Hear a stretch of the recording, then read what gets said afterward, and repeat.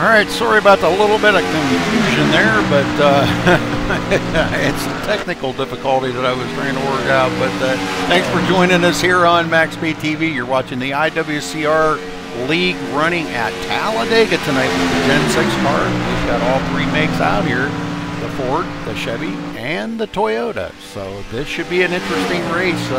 I've seen a lot of great times turned in so far. And yours truly is in the top 10. Yes. So, but thanks for joining me. My name's Rudy Cummings, and Roger Wagner will be joining me here momentarily. He is out there, I think, trying to turn a couple practice laps and see what kind of time he can turn in.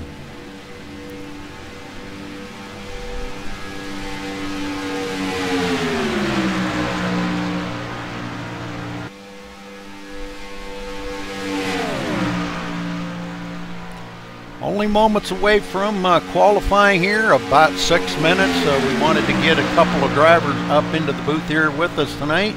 And I'm going to see if I can't maybe find somebody that might not be on the track. And see if we can't get a word in with them here in just a minute. Ken Worley, there's Ken Worley.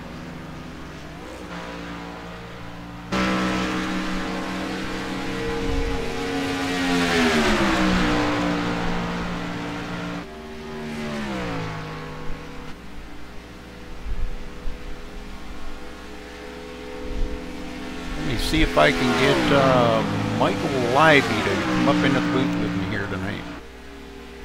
Michael Libby, you got a copy? I didn't hear it. Oh, hold on a minute. Sorry about that. Okay, now do you got a copy? Yes, I do. Okay, sorry about that. Michael, looking here at tonight's running order here, a lot of pretty fast guys. What are you going to have planned up for tonight? I know you don't want to tell us all your secrets, but do you have a teammate out there? Yeah, I've been excuse me, talking with some different teams to see what other guys' strategy was and see which one I wanted to go with. Okay, well, I'm sure everybody's got their own agenda out there tonight. What are you going to do to try to avoid the big one? Because we know it's going to happen. We just don't know when. What are you going to do to avoid that? You're going to try to ride in the back? You're going to try to stay up front? What's your plans? I'm going to try to stay up front and try to miss everything and hope everything's behind me. Well, I think that's a good choice, brother. It seems like front's always the better place to be. Well, I'm not going to say always, but usually. Because we have seen sometimes where the accidents were up front. The guys get a little bit too racy up there. But, well, we wish you the best of luck here tonight, Michael. Anybody you want to thank or say hello to before we get fired up here? Nope, just thank you for putting on a good broadcast each and every week. All right, Michael, thank you, and good luck tonight, buddy. Thanks. All right, let's see if we can get one more up into the booth here. Roger was supposed to be here to do this tonight, but haven't seen him.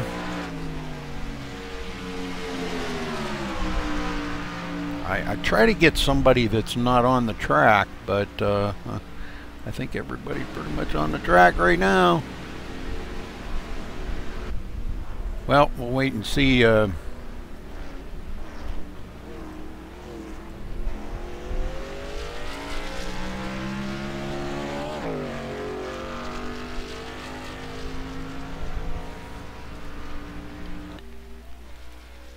we can get Roger up here, we try to get one more into the booth with us before we do go qualifying.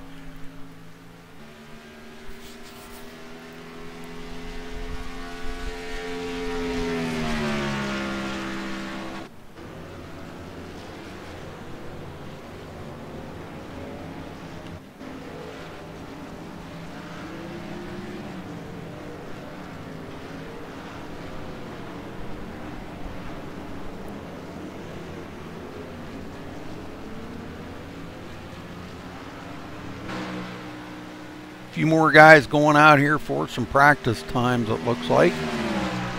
We're going to do a trading paints update here. Make sure we've got everybody's new cars. I believe they are, because we do have some of the... I've been updating them regularly here. So, Roger, did you have somebody else you wanted to talk to? I don't know if we have enough time at the moment. All right. Yeah, I did have. We're about to go. I did get a hold of Michael Leiby and talk to him just for a minute, because I know everybody wants to finish in what little bit of practice time we got left here.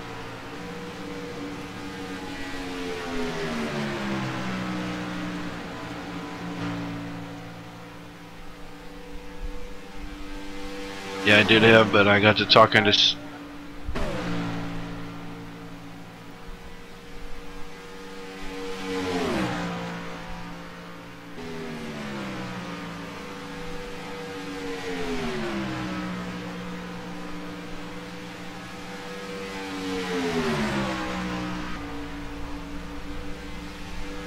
Lots of pretty fast guys out here tonight, Roger.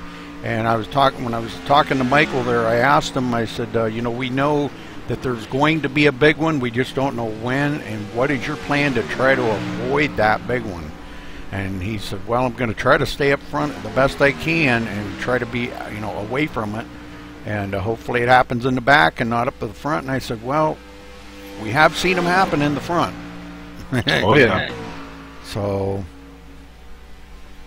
we've seen them happen just about everywhere throughout the field at different times.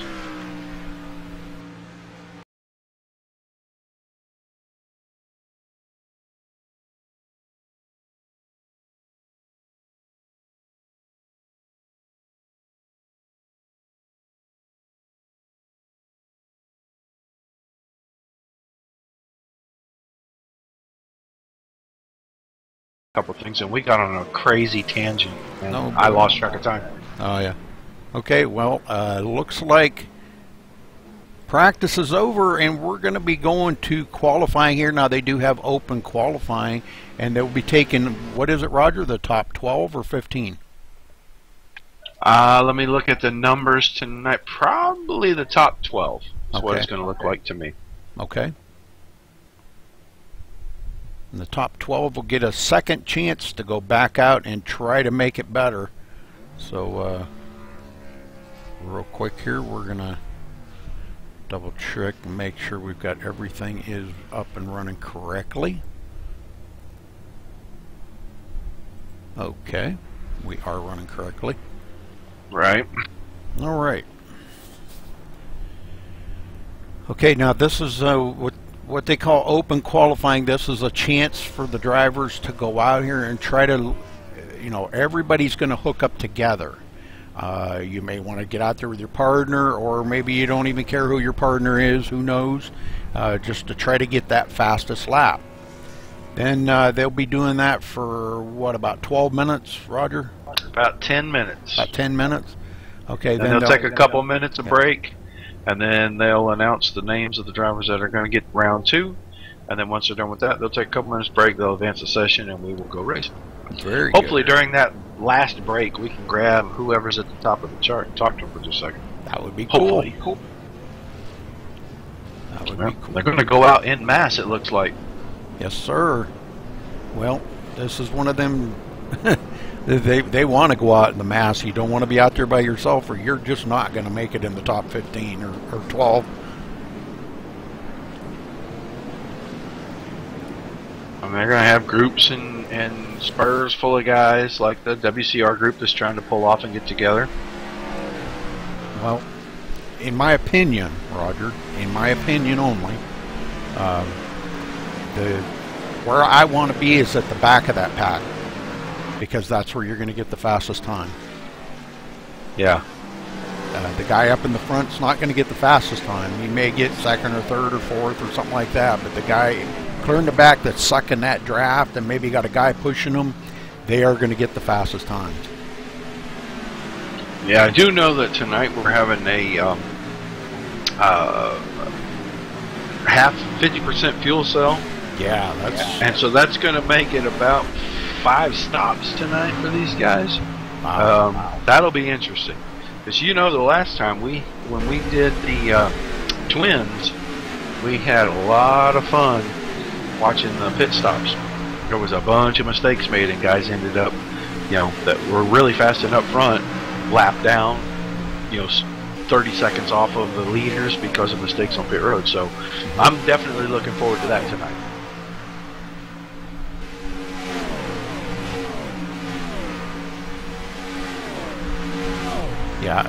Yeah, that's providing we don't have a whole slew of cautions. I think we are going to see some green flag pit stops, because these guys do race really good.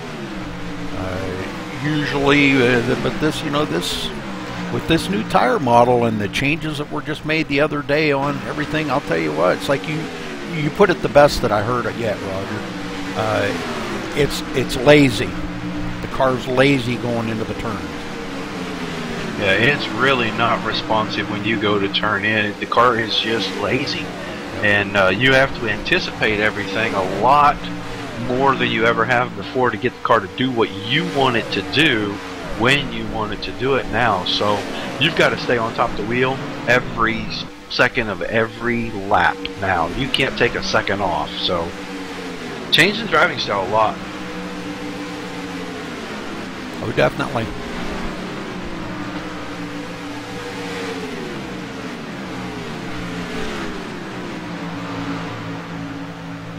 Now, what do you think? Is there going to be some drivers that are just going to say, the heck with it, I am not going to qualify, and take that chance and ride in the back? Well, if you anticipate the big one, it's not a bad strategy. Or if you anticipate that we're going to make it through the first, say, set of green flag stops, and you can ride around at the back and be some of the first guys to drop in, then you don't have to fight traffic. You don't have to worry about being in a line. You don't have to worry about any of those things if you're riding at the back. It's a really smart strategy. I want to qualify for my pit stall. That's what I want to do. So, yeah, that's probably not a bad call either, I just think it's so advantageous to have a good pit stall, closer to the end of pit road, so that you're not having to worry so much about your maintaining pit road speed on exits, and it helps you build speed coming out of the pits, getting back up to speed a whole lot faster. So it's my theory. It may not work. Who knows? Some guys have different ideas than I do, and some of their ideas work pretty good. Yep. I'm trying to look around. I'm seeing the WCR gang up here in the top 4.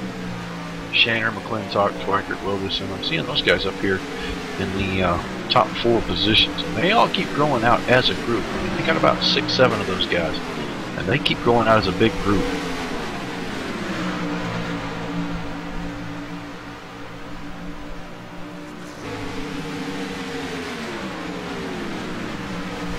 Looking back through here for Galen Gidman and some of these other guys. Galen's 11th right now. No, that's not right. Galen's 6th. I'm sorry.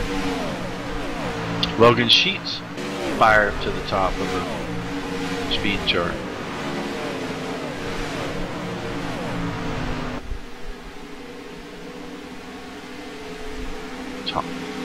Tommy Lee sitting 7th with his teammate Travis Townsend in 8th.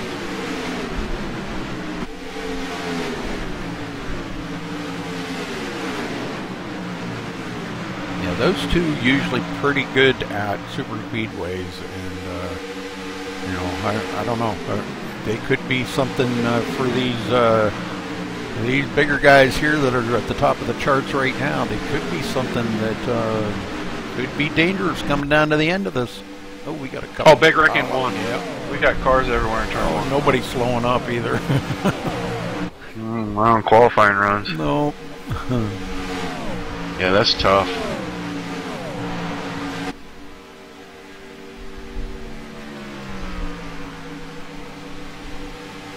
Ken Worley still trying to turn in a good lap here now, working with Tyler McClintock. He's mired back there in 25th right now, but I think with Tyler pushing him, I think he's probably going to turn in a pretty good time right here.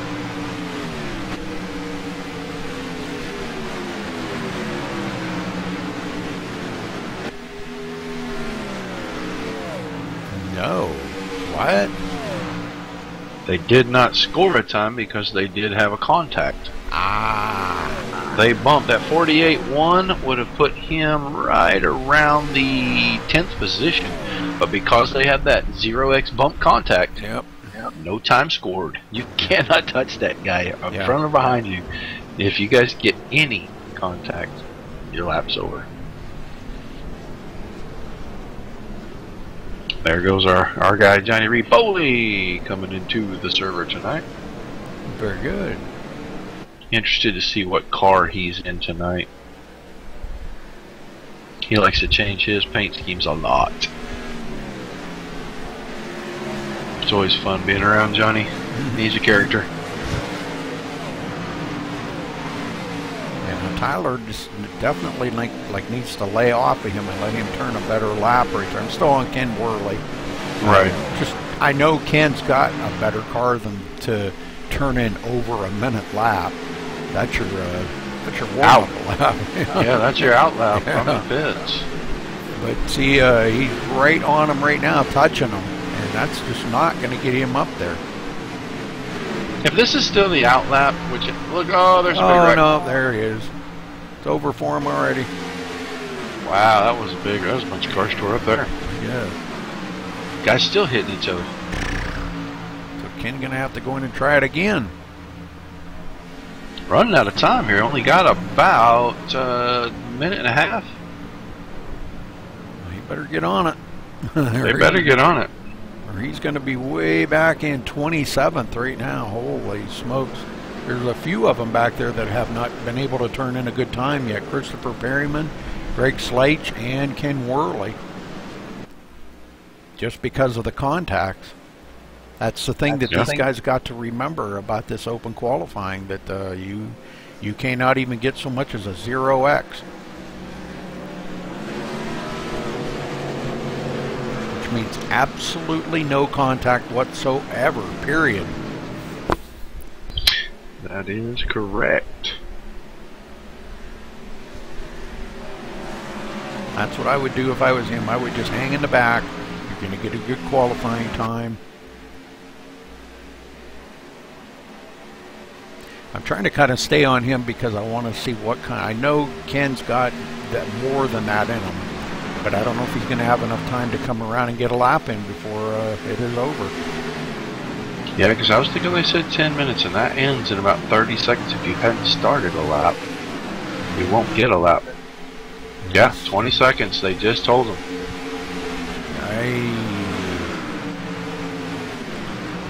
He's not going to make it then. No, I don't believe he will. Doggone. He's going to be clear back in 27th. Ouch.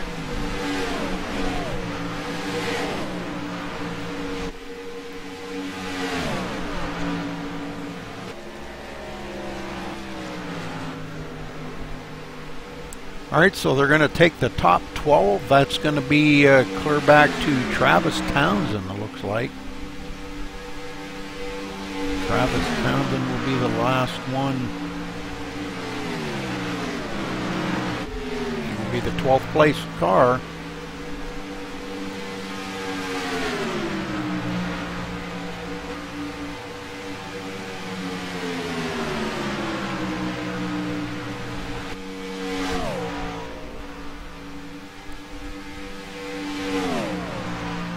Well, the guys are still out here turning laps, so. Yeah, I thought this session was over.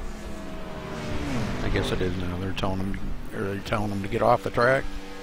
Yeah, they have been for about a minute now, so we'll see what happens with the rest of these guys.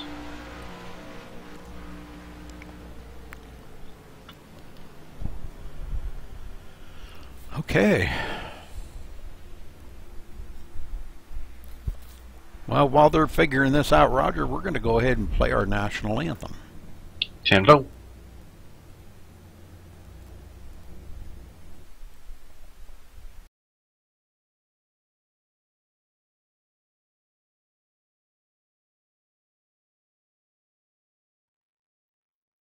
we take you down onto the track for our opening ceremonies. Ladies and gentlemen, please rise. Please remove your hats.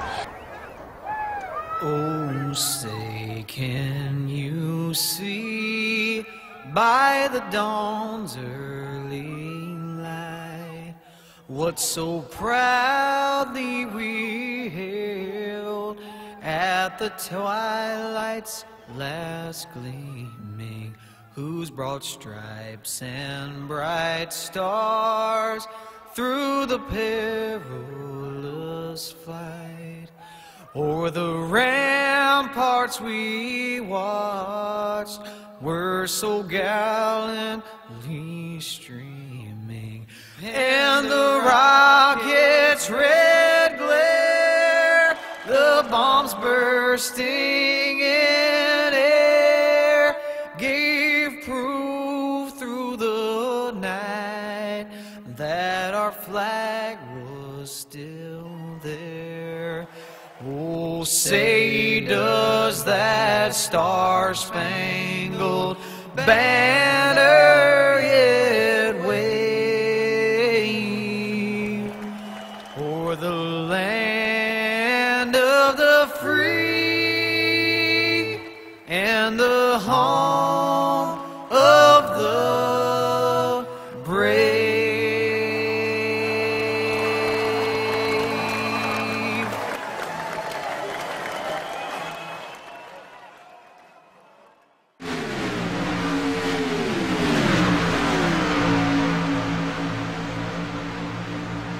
Okay, Roger, we're back here live. We got somebody in the booth with us here, Johnny Reed Foley. Johnny, what's up? Hey, Rudy, I'm doing excellent. It's great to be out here at Talladega today. Well, go ahead, Roger. I'm sorry. I got a question. So tell me how you're going to approach this now that you missed the driver's meeting, you missed the first round of qualifying, so there is no second round for you. You're going to start way at the back of this pack in that JohnnyReedFoley.com machine. How are you going to get to the front? Oh, it's going to be the same way we do it all the time, man. You just be patient. You really have, the key here is just a hidden skill that a lot of drivers don't have, and that's anticipation. You got to be able to see what the other 29 cars are doing, so that way you know what you need to be doing with yours. And it's all about timing everything right, getting with the right drafting partners, and knowing which lane is moving and when it's moving. This will be our first super speedway race on this new package since they updated the tire model and all these things. You know, iRacing is always trying to make things better, and hopefully we'll see some really exciting racing. I think you're going to see more side-by-side racing this race than we've ever had. Well, I don't know if you've done much in the testing on this, but I am going to respectfully disagree with that assessment. Just for the fact that I went out and ran some practice laps with these guys, this is the laziest car on entry I've ever driven. It will not go into the corner, and it wants to drift a full lane before it reacts to anything. You know, I'm not one for turning my steering ratio down. I turned it down just so I could get it to do something when I turn the wheel. So if you haven't done any testing, you're going to be in for a little bit of a surprise the first few laps, my friend. Well, that's the bad part. You know, we didn't get one lap in the car, and which is really unfortunate. Even out there with Chehalis, we got ready to start a lap, and NASCAR, our IWCR, admins told us we got to pull it into the pit, so we didn't even get a lap out here. I still feel really confident that we're going to have a very successful night. One thing about it, remember, when you're tight here, especially in any super speedway, that means that drivers are going to have to lift to get into the corner to keep it down, and that's going to make that outside lane work. So I'm going to stand by what I said. One thing about it, we always have a good race here. I just I hope we'll be around at the end to really enjoy it. Well, we're going to wish you the best of luck, kid. As always, we appreciate you giving us that rendition of the national anthem, and we look forward to seeing you out there running around in the JohnnyReedFoley.com Chevy. Hey, I appreciate it very much, guys. Thanks for having us. You guys always do a phenomenal job, and I know that we had a lot of really good friends and fans be watching this race, and just appreciate you guys taking time out of y'all's day to come out here and do this for us. problem, my friend. Good luck tonight. Thank you. Good luck, Johnny. Well, Rudy, Tommy Lee's on top of the board now. Logan Sheets falls to second. John Schweikert, I just watched move up to the third position.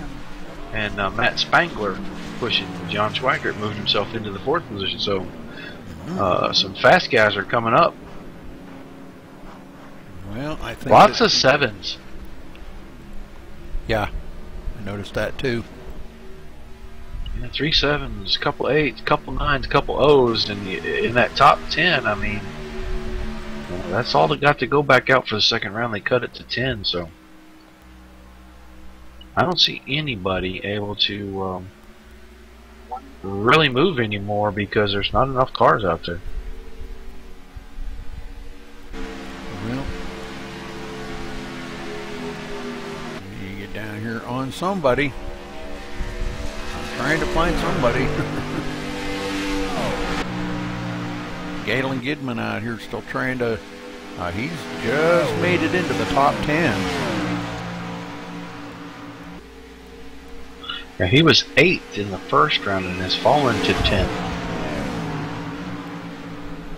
Yeah, I wonder. They must have took the top 15. Top 10. No. Oh, they only took the top 10 to go back out? Yeah, I thought it was the top 12, and they made it the top 10. And that they did the top 10 last week, so that may be something that they've adjusted in their package, is to just do the top 10, and that's probably a good thing. Well, I'm just wondering how Travis Townsend went back to 14th when he was 12th after the first round. That I can't answer you, but I heard the names called out. Yeah. And they stopped at 10. Well, somehow Travis Townsend went back to 14th from 12. He's to 16th. Huh? He's 16th. Well, I'm showing him 14th. I showed Travis Townsend. Well, maybe he is. I don't know what is going on, but my numbers are moving. Yeah, he's 14th. I don't know. He was. I don't know what's going on. That's weird. Yeah, because I was showing him at 16th. Yeah. I don't know. I don't know what's going on, but well. Session's just about over now, so we're going to be getting the all clear to start gridding, and these guys are going to get this 100 laps underway here. Really, we have 60 seconds right here, and I will be right back. Roger that. Alright, so Tommy Lee on the pole, so we're going to get to him here because they're about to get on pit road and get ready to move this thing ahead.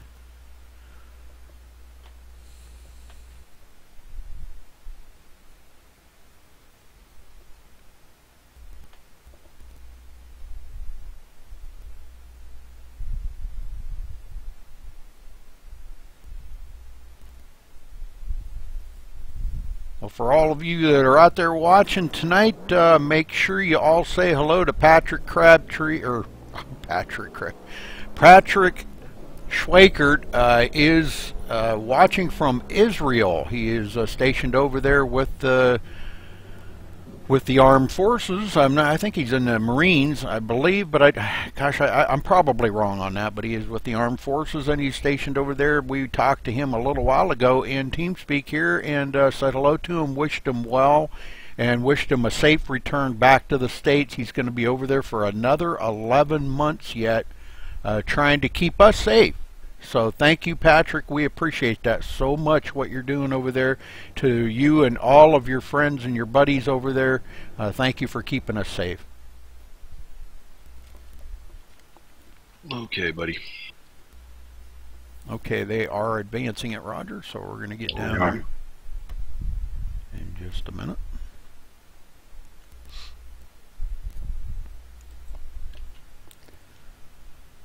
All right.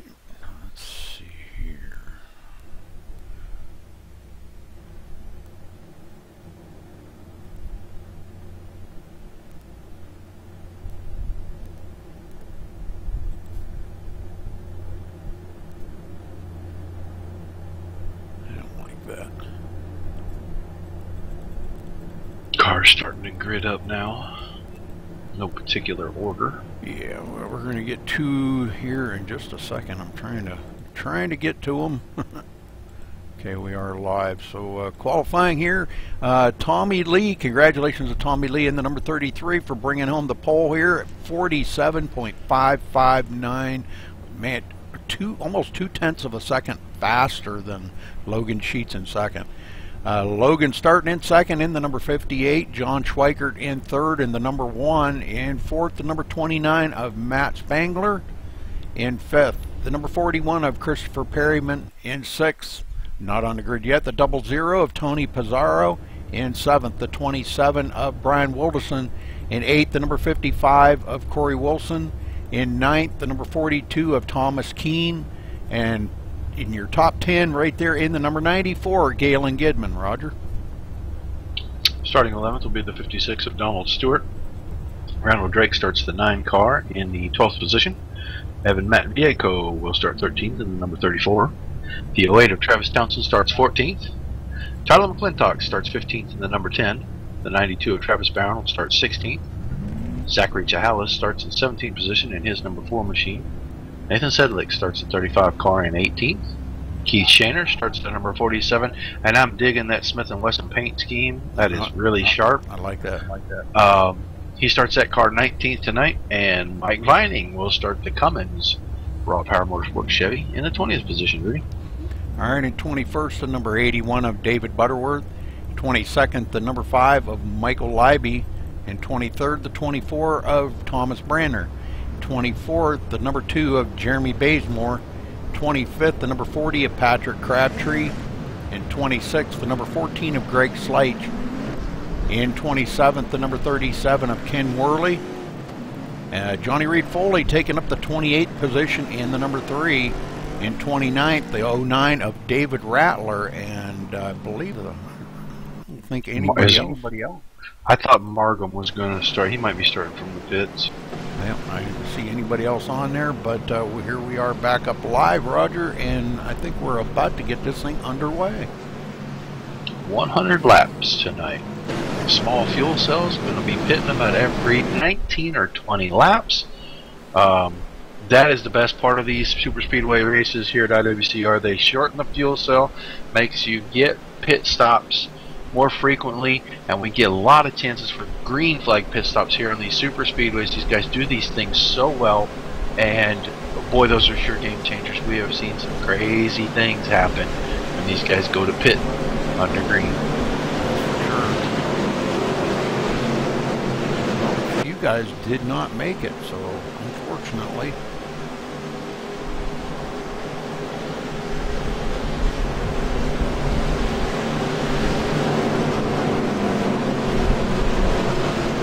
Tommy Lee going to bring him around here, Roger, and take us off on the first start here. Get going.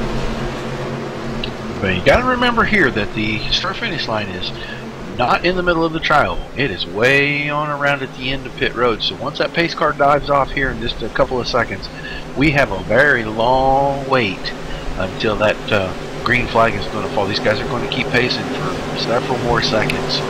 And it seems like an eternity when you're sitting behind the wheel waiting for that green flag to drop. The pace car does duck off on the pit road.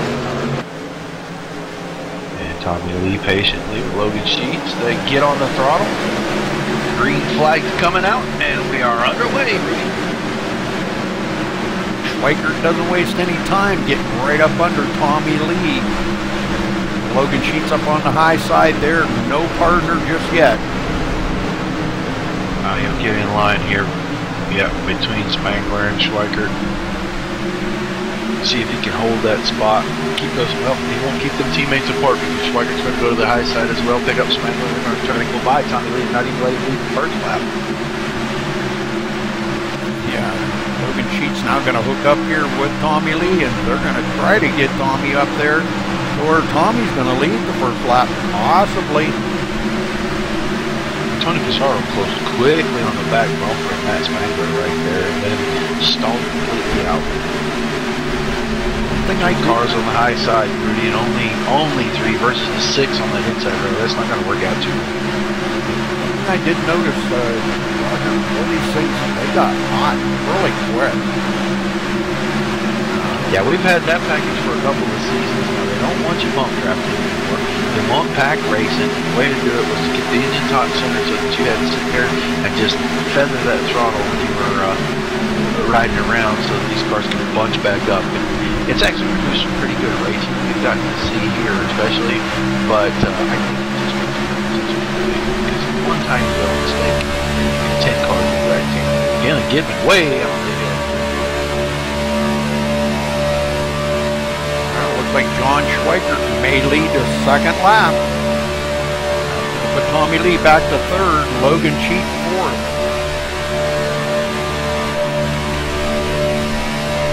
Nobody wants to kind of duck out and go to that outside just yet. Long race ahead of them. We got a Toyota running in second. Yeah, Ford fourth. All these cars sandwiched in amongst all these Chevys.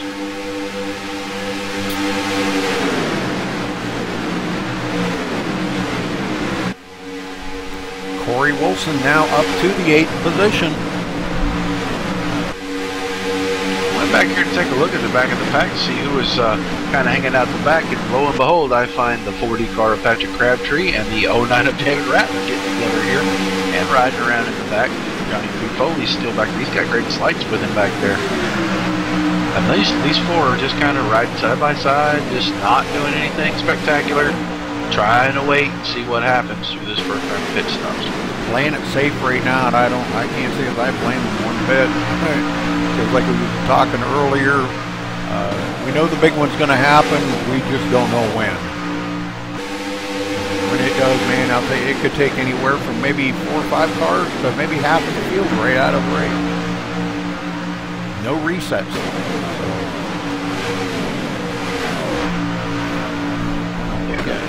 Nathan Sedlick now running in the. He's up here in 15th. We got a Ford in 15th. He's come up a little bit. He's got Galen Gidman right behind him.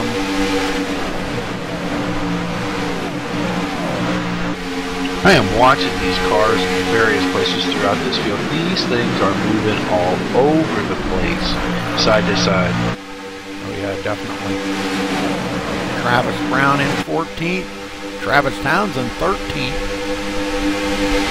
Actually, check that, make that 11th.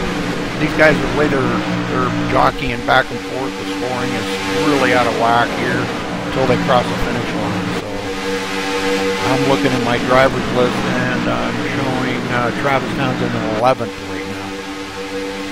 Yeah, he's hung on the outside. He really doesn't have any help. He's got a big gap between himself and Tony Mazzaro up in front of him there, and nobody behind him. If he doesn't find a hole pretty quick to get down in or pull up on that 00 car, he's going to just fall backwards. There's no choice to it. Christopher Perryman in 9th. Meantime, John Schweikert, actually Brian Woldison is leading the race at the moment here. On the high side, trying to make a run on John Schweikert for the lead. He's got Corey Wilson working pretty good with him right there. Well, Corey was. I think he needed to duck out and get a little air in that thing.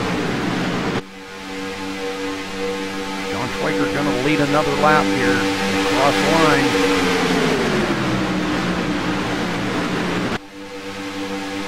5 laps he's led so far out of the 6 that have been run. Tommy Lee led the first one, and now he's mired back into 3rd right there, just a couple of places back.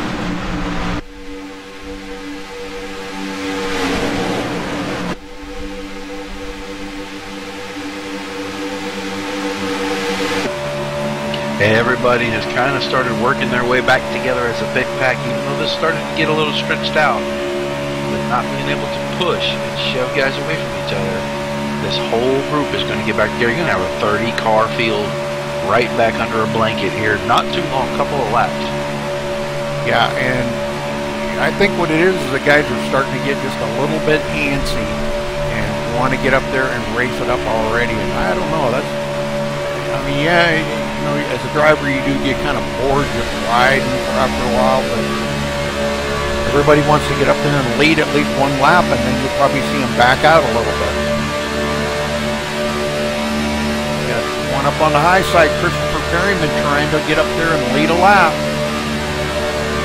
Uh-oh, we got a spinner. Got a big wreck. Oh, no, this is going to be a big one. Oh, man. Cars in this. Oh, yeah, a bunch of cars. Almost the whole field is in this. Oh, man. All right, well, we're going to get back here and take a look. Randall Drake into it. I believe that was, I didn't get 29 cars started this, I think. He's the first one I saw sideways. No, I am incorrect with that.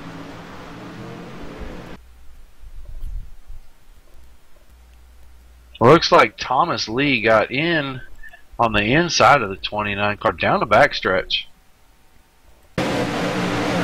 And he just didn't get any room to get down the corner from Spangler. Got turned.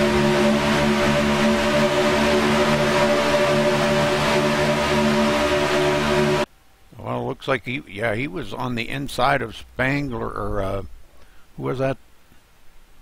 Right there. Oh, yes, right there. Tommy Lee, it looks like, yes. Getting into the 29 of Matt Spangler. And that's what started it. And man, we got a bunch of cars going to be tore up after that. Well, he didn't back off the gas, and he probably should have. He kept it going, but it looks like everybody coming down on pit road now. Oh yeah, everybody's going to be on pit road getting damages. There's cars that got all kinds of parts missing off of them right now.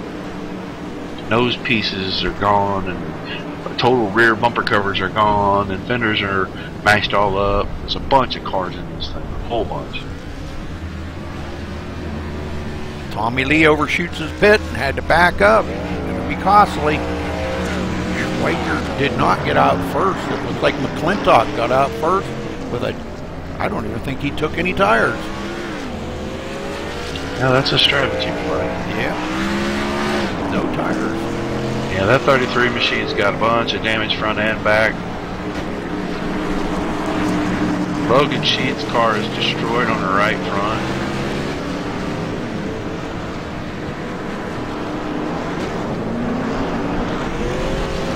Here to Tyler McClintock, because these guys, it looks like some of these guys still on pit road.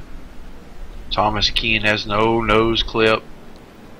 Brian Wilson's car looks like a modified. Boy, we lost a lot of people in that wreck.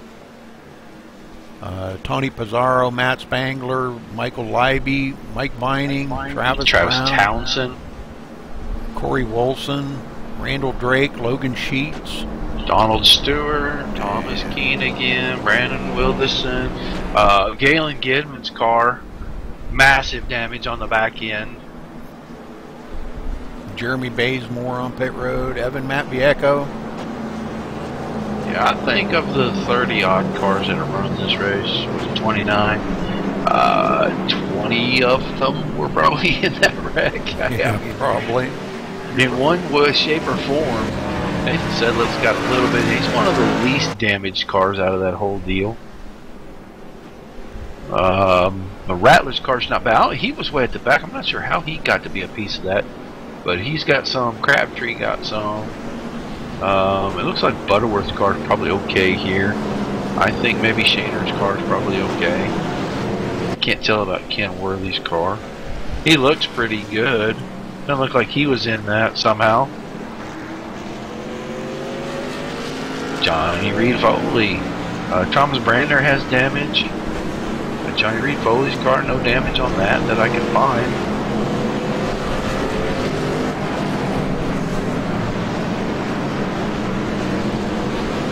Howdy, fellas. Well, Mr. Drake. Are you through for the day? Yep, too much damage. We're done. Right. Oh, man. Ricky Bobby wanted to go fast, but I can't go fast now. The Wonder Bread got mashed. Yeah, someone smushed up the bread. Yeah. Yeah, we brain- haven't seen that at the super speedways from you guys. Really, for a couple of seasons now, the super speedway racing has been extremely good. Several races have gone from flag to flag, but man, tonight, the big one, before we got to what, lap 10? And it got that's a lot of unheard of. cars. Yeah, that's unheard of for us. But this new tire model, I don't know. The car definitely feels tighter than what. I mean, I'm down on an 8-to-1 steering ratio. This is how tight this thing is. Yeah, I was commenting on that before, and we actually talked to Foley before the race started, and we're talking about how lazy the car feels getting into the corners, especially here. And that even I, who am a staunchly against putting your steering ratio too far down, put mine way down when I was running practice laps with you guys just to get the car to have some kind of feel at entry. Yeah, it was really tight, and I was actually having to turn in much sooner than what I'm accustomed to, just because of how tight it is. Yeah, I noticed that during practice too. I went out and turned a few laps, and I wasn't comfortable with it. So I went in and I turned the steering ratio down. I usually run the 12-to-1, you know, on the super speedway, and I turned it down to 10-to-1 and tried that. It was better, but I didn't get a chance to try the 8-to-1. Patrick Crabtree really slowed down here on the apron, headed toward, there he goes, he's back up to speed. I wondered if maybe his engine let go or something, that maybe the ignition just kicked off on him. He was really slow coming towards pit road there. Fired it up and took off.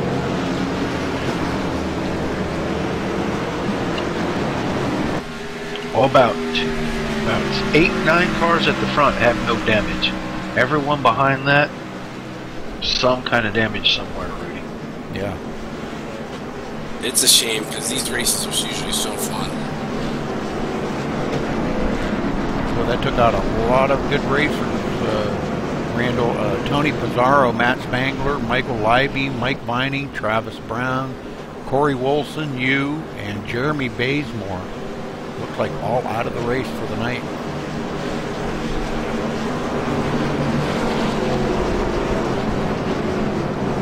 Yeah, I actually was smart. I was smoking. I knew I was done.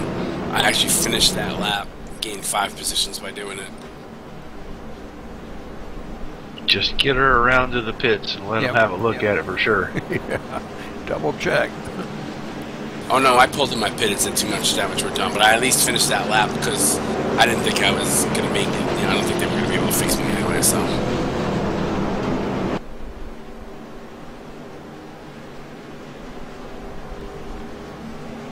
Alright, well, we're about to go back green here, get this thing fired back up. Going to be restarting on lap 13. Everybody, that's you, buddy. Up. Yes, sir. Whole different front row now. Well, we were kind of seeing that, not to call anybody out, Randall, but it kind of looked like Tommy Lee caught the back corner of Matt Spangler there, and that's what started that. But I went back and watched that replay. It was it looked like Spangler drifted down on him. Tommy Lee held his line. That was kind of what I was looking at, was that Tommy had that position in there, and Matt kind of closed the door on him late, and Tommy didn't have any choice but to run into him. all right, pace Yep, cars. that's how. Pace cars in, and Tyler McClintock hitting the gas, and they're off and going here before the green flag. Green, green, green. John Schweiker. That's getting a restart. Man, I'm telling you, what a restart by Schweiker. He's going to cut right down in front of McClintock. Whoa. That was close. Yeah, that might have been planned a little bit. Yeah, probably. But man, that was a little closer than I'd like to. I wouldn't have been comfortable with that. I'd have been off the throttle. Yeah, I think it was planned because he was kind of holding up Perryman there. McClintock was. He was holding up Perryman a little bit. And what do you know, Mr. Excitement's in fourth. Yeah, started shotgun on the field, and look at him up there in fourth already. Patrick? And Johnny. Oh, Johnny? I got to find him here. Yeah, there he is in fourth position. Yep. you ever notice some people just have good luck? They're in the right spot at the right time all the time. It's amazing. The car we were talking about earlier there, Keith Shaner's car, that is a freaking awesome looking car. Awesome looking. Yeah, I do like his paint tonight. A little bit closer. Smith and Wesson. Always like the Smith and Wesson. I think Keith's a little too old to be in firearms stuff. Yeah, that paint scheme is pretty sharp. Yep.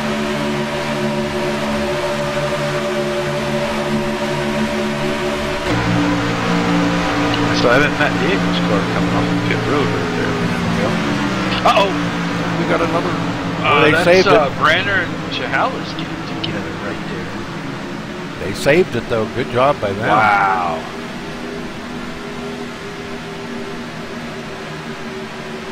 Guy's being really aggressive. If guy even just opens the door tonight, it looks like someone's trying to shove their nose in there. That's what caused the big one, and you know, the guy tried to shut the door after somebody's nose was in it. You know, that was maybe not the right time to make that move, but he did. When Chalice tried to close the door, Brander was already there. Yeah, doesn't seem like there's much give and take tonight that is there normally is. Yeah, it's maybe it's a product of week 13. Because you know it is crazy week around iRacing. So. Well, if you do notice though, I'm watching a lot of these guys come into the corners.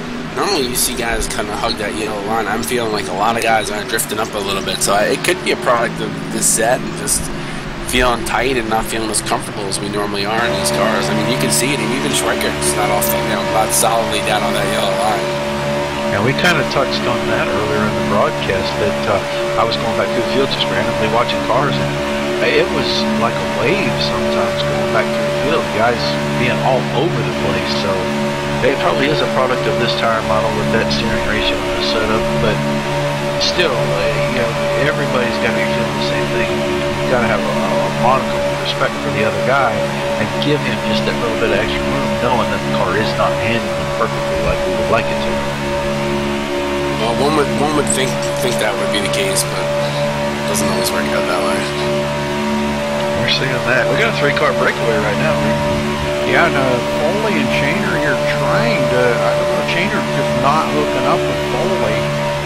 Might be just by design. I'm not sure. He might be just trying to kind of lay low for right now. Foley could be in contact with him, saying, you know, look, don't push me. Let's just ride for a while. They got a long race to go here, Roger. 83 to go when they cross the line. We still have, you know, pit stops coming in about 16, 17 laps here. So, you know, even that can bring those guys back to you, or it can fault you ahead of them if they have mistakes. I don't. This group is 5, 6, 7 cars back here, just not able to close that gap on the 3 in front. And those guys are pushing on each other really hard up in the front. Fairman keeps putting the nose out to get air, so that's slowing them down a little bit. Trying to keep the engines cool right now, I think, is going to be the main thing. And that's by design by iRacing.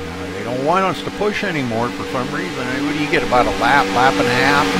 You're overheating.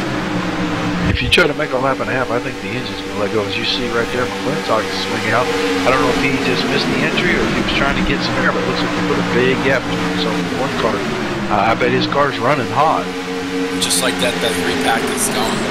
Yep. Foley going to the outside of Perryman, but no help. Absolutely no help. Get enough of that side draft, though. It'll shoot you forward. Yeah, he's getting up there all by himself. Look at that. Without them guys pushing, that kind of made him even there. But McClintock gives Schweiger just a tap in the rear to push him back out ahead of Foley. And Foley can't squeeze it back down in there. He's trying to give Perryman the bump out, but that ain't going to happen. Foley has to go way up wide. Yeah, he just needs to get back in line here. They're there now and ride. Wait for the pit stops. Wait for everything to cycle through and then see where he comes out. I mean, we still have 80 laps to go. try to force the issue this early and end up with a wreck first. I think he was just thinking maybe he could get up there and lead one lap, bonus point. You do get bonus points for leading a lap, right? Yeah, yeah. They wanted to go from worst to first. Yeah. Now Perryman jumps outside. As I say, he found a dance partner. And maybe that's what he was trying to get at right there. Perryman says, you know, I've been riding back here long enough. I want to get up there and lead a lap.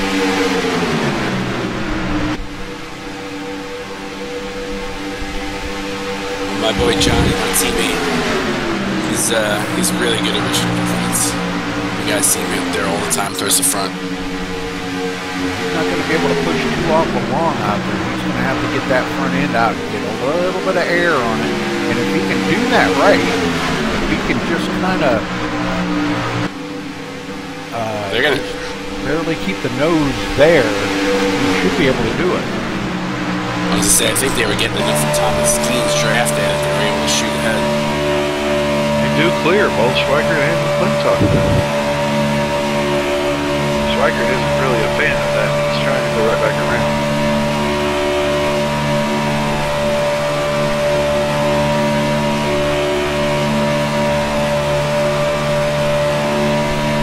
Looking back from Johnny Reed Foley here, back to Christopher Perryman in second.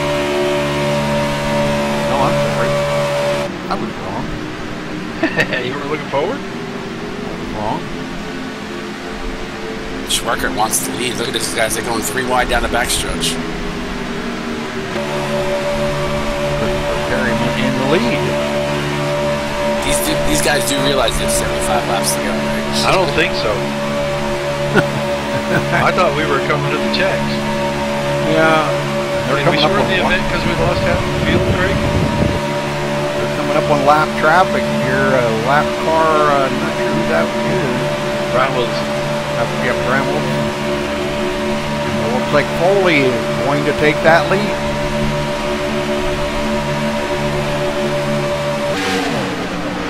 Now he lost his dance partner. Schweikert says, okay, I let you lead a lap.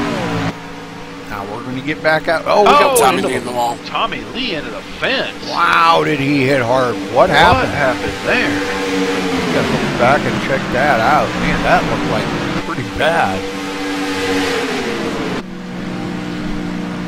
Well, looks like who's driving that pretty cage? Coming off a 2 there. Far enough here. He already had some damage on that car.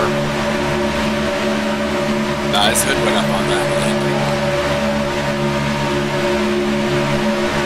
Yeah, he's got a bunch of damage now. He didn't have that nearly that much before. He's had a bit of probably knocked the total off. Man. Yeah, it looked like him and Keith Shaner just collided there. And Shaner, no damage whatsoever. Yeah. Tommy Lee on pit road with left and right side and rear damage. Looks like he may have taken his car behind pit road. He's had no luck tonight. That's twice he's in the wrong place at the wrong time.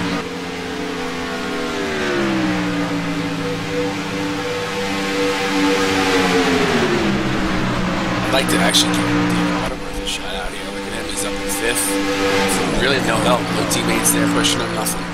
Yeah, I know he's been doing great. And you know, he needs a break. It always seems like David, he can't get hooked up right in some of these shorter tracks he has difficulty with. And he just needs a break here to try to get himself, you know, maybe substantiate, however you say that, substantial points for tonight's race. That was great to see him up there. It's nice to see some different people up there at the front every once in a while. What's that word I'm thinking of? Whatever. I can't think. Substantiated. There you go. That's it. Substantiated. Our lone Ford campaigner that's on the left. I think Crabtree might still be out there when he's so far off the pace right now. Rattler's worked his way up to 5th. The left rear corner of that car's got some damage on it somewhere. Yeah, we've got lots and lots of cars out here with damage. Foley shuffled out to the outside of the 3 wide all by himself. He's going to probably drop back to around 6 or 7 before he can get back in line here.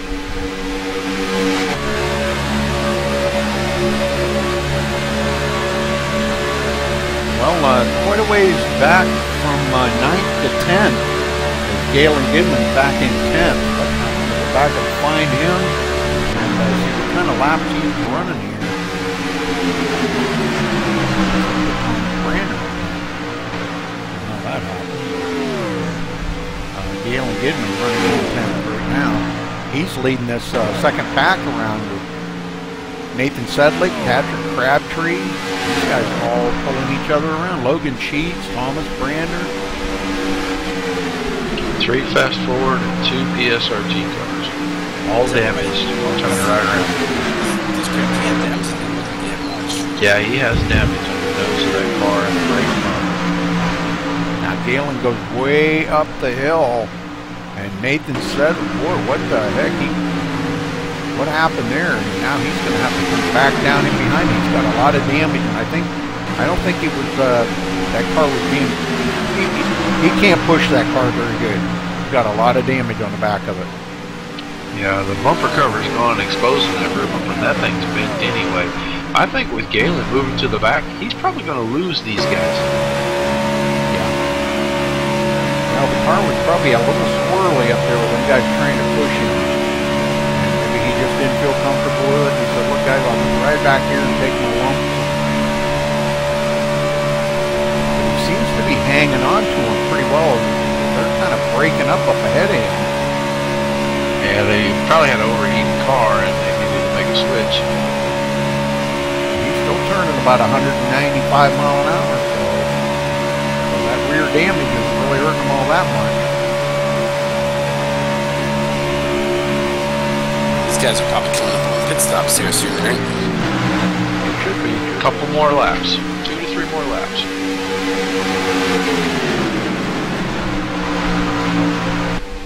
It looks like Tommy Lee did take his car behind pit road. Now the last one out there, Thomas Keene running about 7 laps down in 19th place. Here probably in about 2 more laps should pass up Tommy Lee. Tommy back to 19th.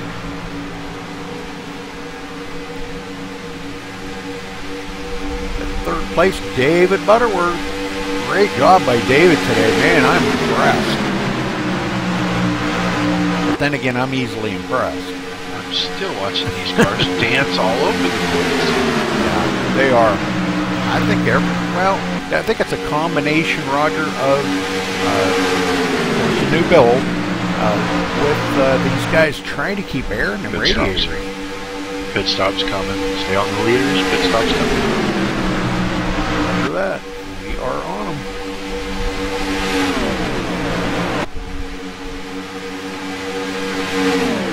And I think this is a lap or 2 early myself, but these guys have been out front, so Yeah, they're coming. all of them, all 9, coming in. The group behind, trying to come in. I don't know if Sedlick's gonna make it. Yeah, he got it. Good job. He got it low down inside. Oh, we got some damage. We got wrecking on pit road.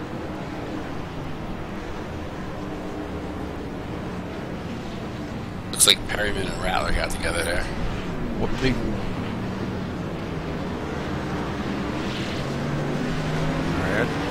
Oh, that killed the nose of Perryman's car for sure. Rattler's back is all messed up. Still no tire.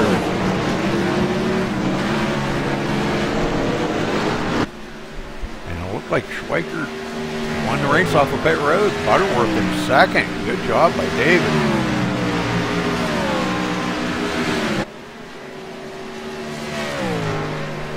I feel like this is a steel cage match tonight or something, wrestling wise. Oh, good old fashioned street fight. It's demolition derby at 200 miles an hour. Well, looks like the top 8. The top 2 come out way out ahead. Okay. back to third, Tyler McClintock. He's right there. Yeah, the top three right out together. But then Ken Worley comes out fourth. Great job by him. Nice pit stop. 9.5 second pit stop. That was great. Foley kind of working together right there. Well, I'll tell you what. McClintock tried to get back with Schweikert. Butterworth was having none of it and put him right in the turn one fence. Well. Yeah, McClintock was trying to force the issue there and say, I'm gonna work with Schweikert. Butterworth's like, you're not good enough for me. I'm staying right here. I'm staying locked in. Schweikert's got a little nose damage. I wonder what that's from. But he's able to hold that car out front. I'll tell you what, Ken Worley and Tyler McClintock, well, I thought maybe they would hook up together, but Worley pushed him kind of out of the way. He's got Foley pushing him up there. They're trying to catch these front two. McClintock's going to have to duck down in behind Foley, or he's going to be shuffled. He's going to go way back. I don't think he's going to be able to hold that draft, but I've said that before, too. Unless Wilderson could get down there and help him right now. Wilderson trying to come down, but that's not enough. So slow. Now he's so far off the pace. And if Foley can stay there with Worley, and Worley's not having any of that, he wants to go back to his teammate there. That might leave Foley out all by himself. He may be the odd man out here. Oh yeah. If Zach doesn't have any, Chalice doesn't have any damage. He's got some rear damage on that car. Not bad though, but the nose is good. Foley hooking up now with Zachary Chalice, which is a lap down, but I don't think Zachary's got that much damage, if any at all. Yeah, the right rear corner and the left rear corner are mashed up just a touch, but it shouldn't affect the nose of the car. You should be able to push right through the air pretty good, and they do catch Butterworth. So. And they are teammates too. So. I'm right along here with Foley real quick, and see if we can see. I mean, it's such minimal damage on Chalice's car. I really don't hardly see it. Just a little bit on the spoiler. We're going right up the middle. Foley using Chalice to shoot the gap and go right up the middle for the lead. That's going to push Chalice back up on the lead lap. If he'll be at the tail end of the lead lap, when Chalice gets out of the way. Probably to let Foley cool off a little. Yeah, I think so. Now he wants to come back out in behind Foley. But that got Foley. Well, we've got a great battle going on up here in the front. That might be the only battle we got going on, Rudy. All these damaged cars. We got, battles, but we've got some great groups that are riding around here together. Another group back here, Patrick Crabtree and Thomas Brandner. They're working together trying to catch that front draft, and they reeled them in here in the last few laps. They reeled them in by quite a little bit. I'm just ribbing you, Rudy. I know you got to make the broadcast day. This many cars out, it's not easy. We did not expect a big wreck that early. I didn't expect one at all, honestly. In the last few Super Speedway races have gone here, I expected this to go, a long ways without any problems. Kidman's going way up the hill there and letting this pack go by him again here. Logan Sheets, Keith Shaner, and Nathan Sudlick. Galen going to fall in behind them, and he was up there just a little bit, but now he's going to fall back to the 11th place.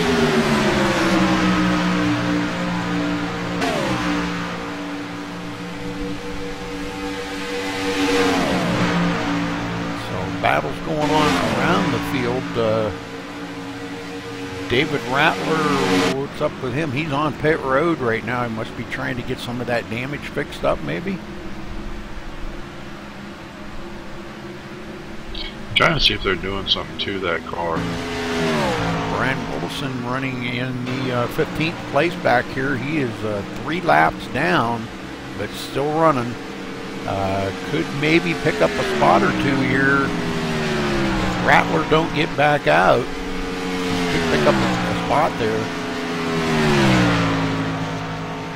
But he is awful slow here. It looks like he's got about a top speed of maybe 179. Maybe 180. Christopher Perryman is taking his car out of the event. Yep. Tommy Lee, Donald Stewart, Christopher Perryman all out. So losing a few here and there. Tyler McClintock in fourth. Still hanging on to this front group. Foley now still working with Chehalis.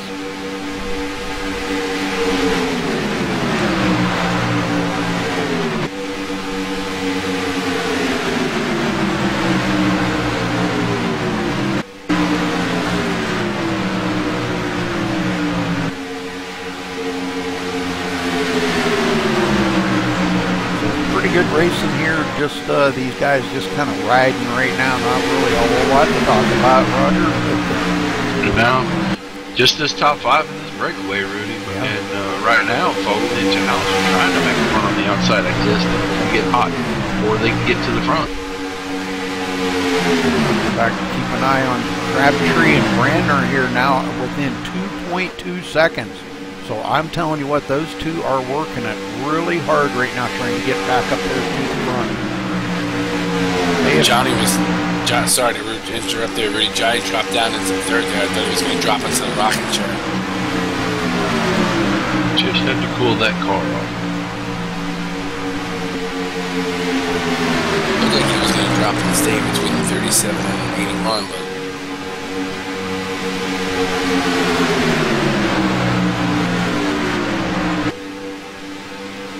Clinton's doing a good job with that little bit of damage she's got on the right front there, staying in this group. Now, is Brandner and Crabtree making any time on these guys? Oh, yeah. Yeah, definitely. A couple tenths a lap, actually. Yep. About 3 more laps, they'll be part of this battle again. They just closed up 3 tenths in the last lap. Foley making a bid for the leads. Chehalis just cannot follow the line that he's running. Foley using side draft like an ace. But Chehalis either not willing to make that commitment to run that close to those cars on the inside line, or just having trouble controlling his machine. Well, I'll tell you what, Foley and Chehalis are working just awesome together there. To get Foley up there into the hunt for the lead here, man, I'm telling you what, them two are really working good together. He's doing enough just to keep him there. Yes, sir. And for Foley, that's all he needs right now. And you've seen it before. If he gets that side draft, he can move up there without any help. So. Oh yeah.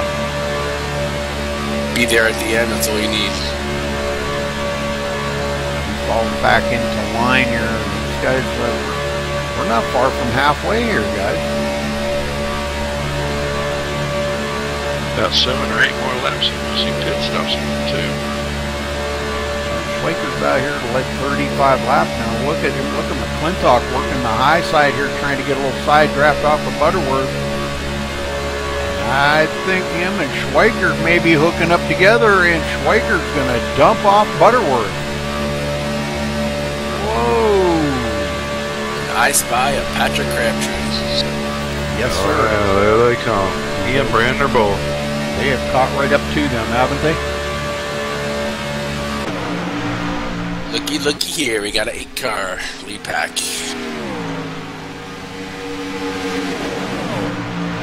And this could be it could be good for Foley because you know it looks like they're going to hook up together and dump off Chehalis, because Chehalis is a lap down, you know. And what it is Chehalis got Foley up to where he's at right now and has kept him there. And if this keeps going, and Nathan Sedlick and Keith Shaner keep working together, they'll be back in this hunt here before the end of this race. They're actually closing front 7. Well, these guys keep battling it out in front. It's opening the door for those guys that are trying to catch up. They need to really do a good job on pit stops the next time around to get, you know, even a little more advantage. Just be a little better than those guys up front. You know, pit road a little advantage is huge track. Make up a lot of track distance. Sorry, I'm curious to see if anybody takes tires, because when we did that first round of pit stops, Johnny said he only fell off 2%. A lot of guys have skipped taking tires and just filled them on fuel. The pit stops have been extremely fast. This group up front, Schweigert trying to work both lanes, yeah, that's a dangerous deal. But right now, Brander, Crabtree, and Foley are on that outside, and they're making it work. Ken Worley riding right there. Oh, no. Brander taking. I get the caution. Oh, and Worley. But Ken Worley's yeah, he went hard into the wall. We're going to go back and take a look at that real quick, because that looked pretty bad. I'm not sure what happened. Caution didn't come out either. No, it did not. Oh, you know, I think Butterworth just kind of got into the back bumper of McClintock and it just moved his car to the right there. Yeah. Oh, yeah. Yep. And he got in the left rear corner, Brander and Worley just, you know, innocent victim in that whole deal. Man, that guy's got no luck. I know it. I feel bad for him, man. He's always there, though. Oh yeah, definitely. Boy, he hits that outside wall or inside wall hard, and I would say Roger, he's probably, you know, he's on pit road trying to get it fixed up. Hey, he was smoking when he went in. I kind of got a feeling that car might be dead. Back up, these guys here still battling back here, 10.3 seconds back. Nathan Sedlick and crew. Yeah, they quit making up time on these guys. So now we got a 4-car battle up here with John Schweigert, Johnny Reed Foley, Tyler McClintock, and Patrick Crabtree. Those four are working together. Yeah, those guys are trying to make it happen. Crabtree and Foley working together on that outside there. McClintock just pushes Schweigert when they have to, and I think that's going to be what keeps them side by side until Foley and them just yield and get back behind again.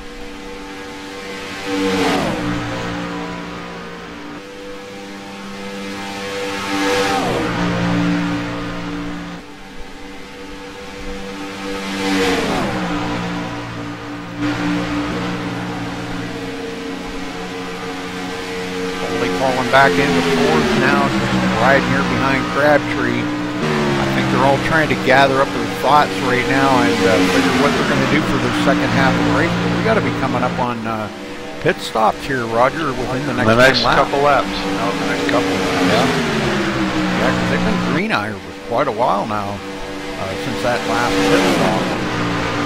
You got this lap or the next lap, these guys are probably. Last pit stop, I think, was like on lap 29. Does that sound right? 29-30, and you get about 18 or 19 laps out of a tank of fuel here. So this is completed in about 18 laps. So we'll see if they don't have to pit this time.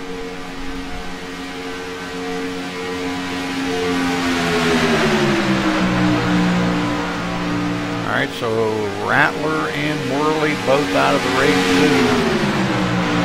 We got Brian Wilson and Thomas Keene, they're many laps down. As long as they keep staying out there, they can pick up another position. This race is far from over.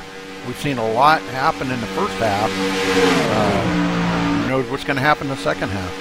Here come pit stops on 4, I think. At least 2 of the 4. We're right on them. Zach Chalice will probably get some spots out of that with that wreck happening, I would think, eventually here. Them only being a lap down and some of those guys being damaged and him not having too much damage, he might pick up a couple spots too. Yes. Second group coming in too. Sleich was oh, somebody sideways and wrecking, and Thomas Brander. just killed somebody at the entrance of pit road. I think that was Keith Shaner that he got. Take a look at this again. Yeah, he T-boned the 47. Yeah, Shaner was all over the place coming in there, and Brandner had absolutely nowhere to go. Yep. And that probably did him in for the He looked like he came in hot, though. Yeah. Shaner was trying to get that thing low, but he wasn't doing too good. He's on pit road. Crabtree has the lead off the pit road. He and Schweikert are a little ways out in front of McClintock and Foley. Looks like Brandon's taking his car behind pit road now. Green flag pit stops. Yes, sir. That's what we Been always crazy say. for a while. We always say, yeah, here comes Crabtree down pit road again.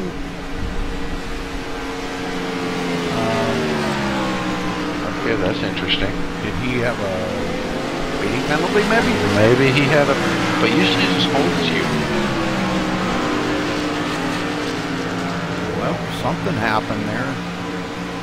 I wonder if maybe he didn't get service. Maybe. Oh, that'll make it interesting when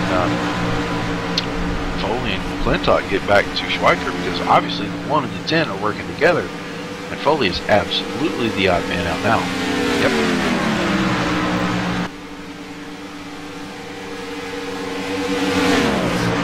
And I think Foley has got some different intentions here. He's trying to get some side draft and wants to get up in front of them too. But I don't think McClintock's going to let that happen. He's going to push Schweikert to keep him ahead of Foley. Foley's going to have to fall in behind him. Yeah, Foley's not in a good spot here. So what's going on with Crabtree? He's coming back out. He's coming off the turn 2 right now. He's back in 9th place, but you didn't hear anything? He's got some nose damage. I haven't yet. He's had that since that big crash. Leaders are not that far ahead of him or behind him. They're coming up on him pretty fast. Only a couple of seconds behind him. And he's coming. Oh, it almost looked like he was coming down pit road again. Oh. The leaders are coming up on him really quick. That's going to put Crabtree a lap down. How is he going to come back from that, Roger? He's going to have a caution. And these guys up front really switching it up. And look at this, Foley up in the lead. That ain't going to be for very long. Schweikert ducks in behind McClintock. Those two going to just motor right on past Foley. Foley needs a partner bad. I believe when they get up here to Crabtree, I'll bet you Foley and Crabtree hook up together, and I don't know, Crabtree's just going to have to hope for caution. Yeah, that's the only way he's getting back to the ball. His only prayer.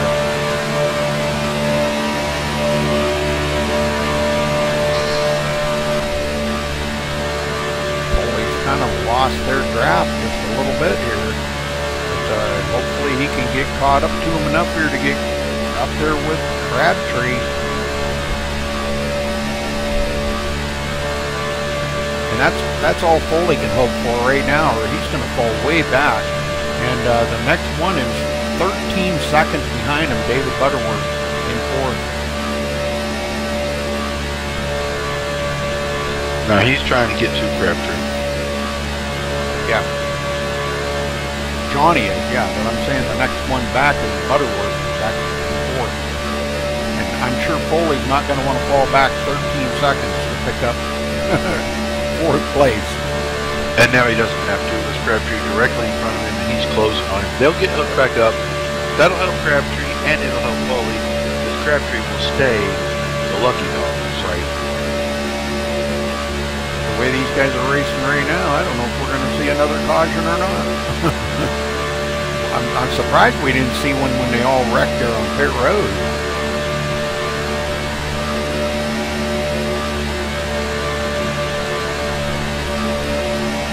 Brandon O'Shea was in that first behind that ball. Moving cars left and right. Rattler back out. David Rattler back out on the track. Yeah. Okay, Foley and Crabtree hooked up together now. They come up on, that is, I believe, that is Greg Slate. Oh, no, you're right. Greg Slate. Greg running in ninth. One lap down. These guys are going to go by him. Greg out there with nobody to work with right now.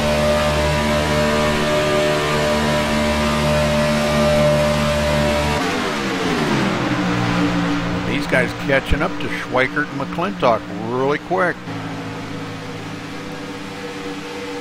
Thomas Brander wants to come up into the booth. He just poked me. He specifically told me not to interview him. Well, you just said booth invite, question mark. Drag him up here and talk to him? I will let you. Okay. What's up, Thomas? Hey guys, how's it going? All right. What happened out there, brother? Well, what didn't happen tonight? It was entertaining, at the same time a little frustrating. Just felt like I was just in the wrong places tonight, and sometimes that happens.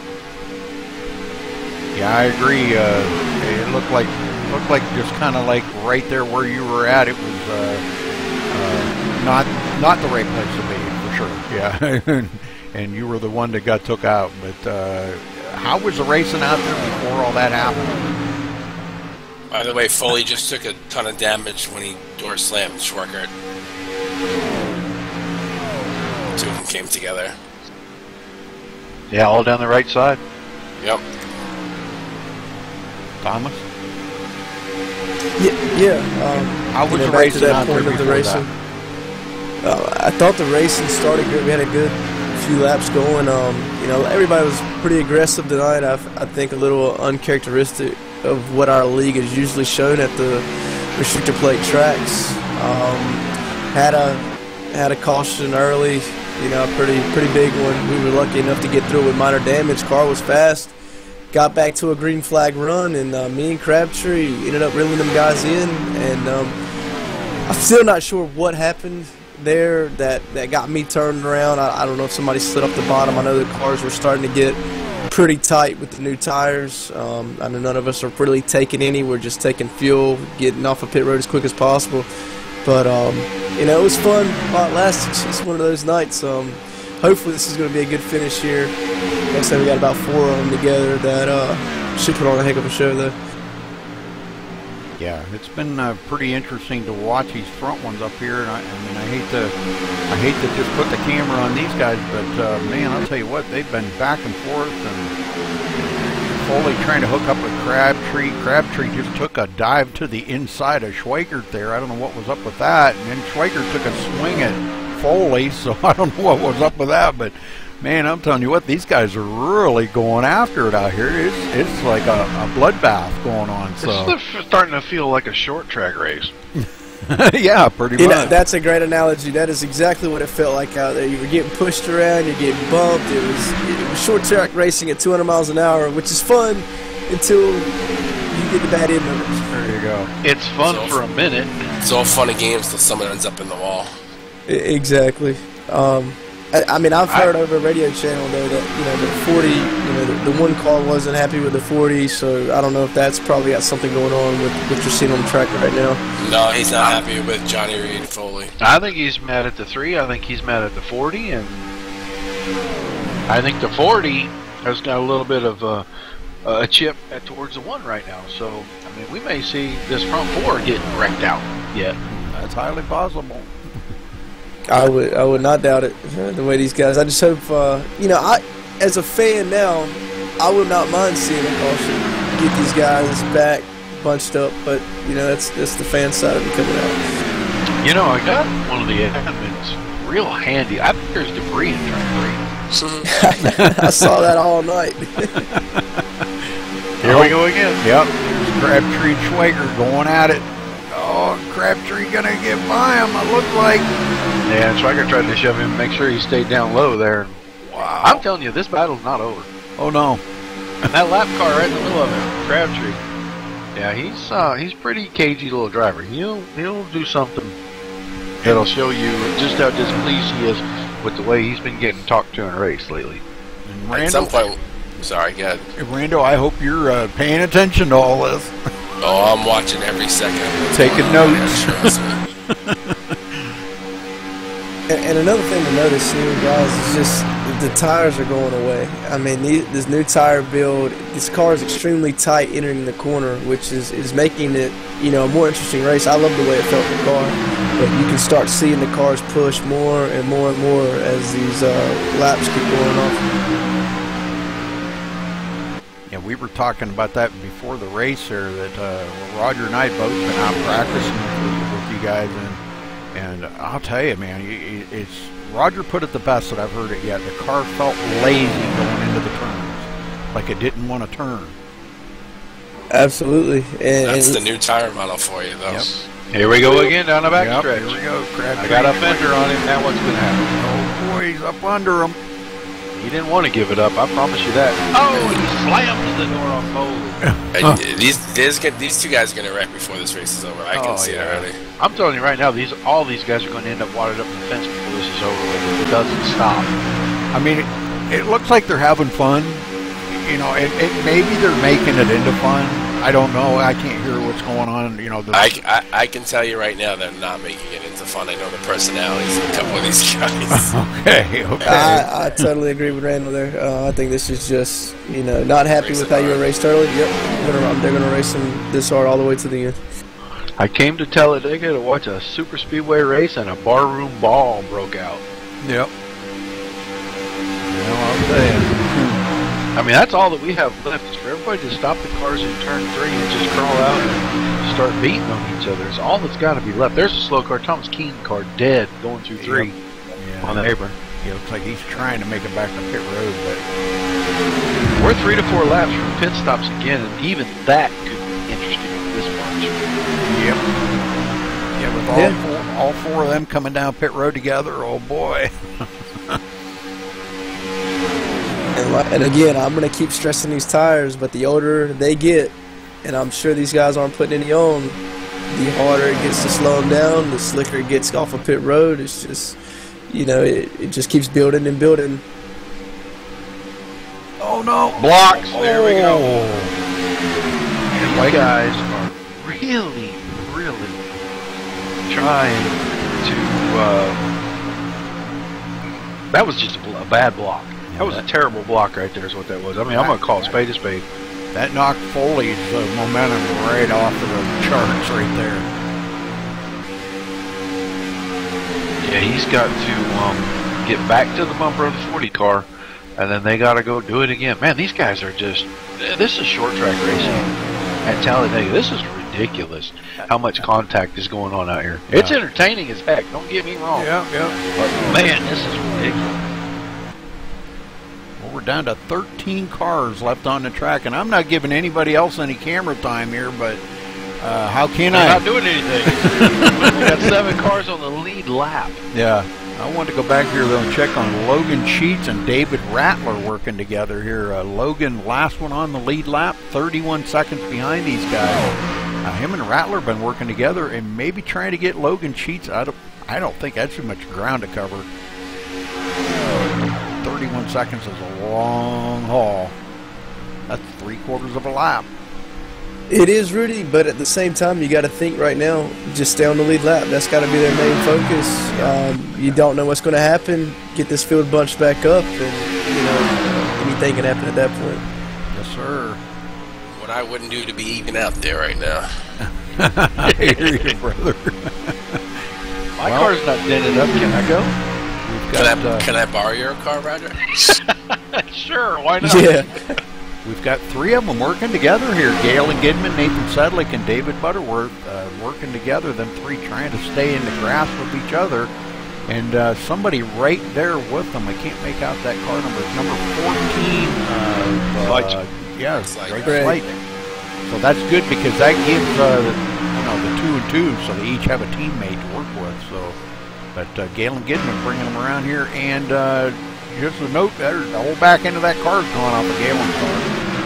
Yeah, Brody, I just want to let you know that Crabtree and Foley now have the back bumper of Schweikert once again. Uh-huh. Let the fireworks begin. We're going to be getting pit stops in the next 1 to 2 laps. Well, the interesting part is I think they cooled them down just enough for these guys to focus in on their pit stops, and they'll get back to racing each other hard again after those pit stops. Yep, here we go. Come. I'm curious, do you think anybody will take 2 at this point in the race? I think I would. Doubt it. I would. I would take 2. Schweikert Take Red almost Sox. wrecked it.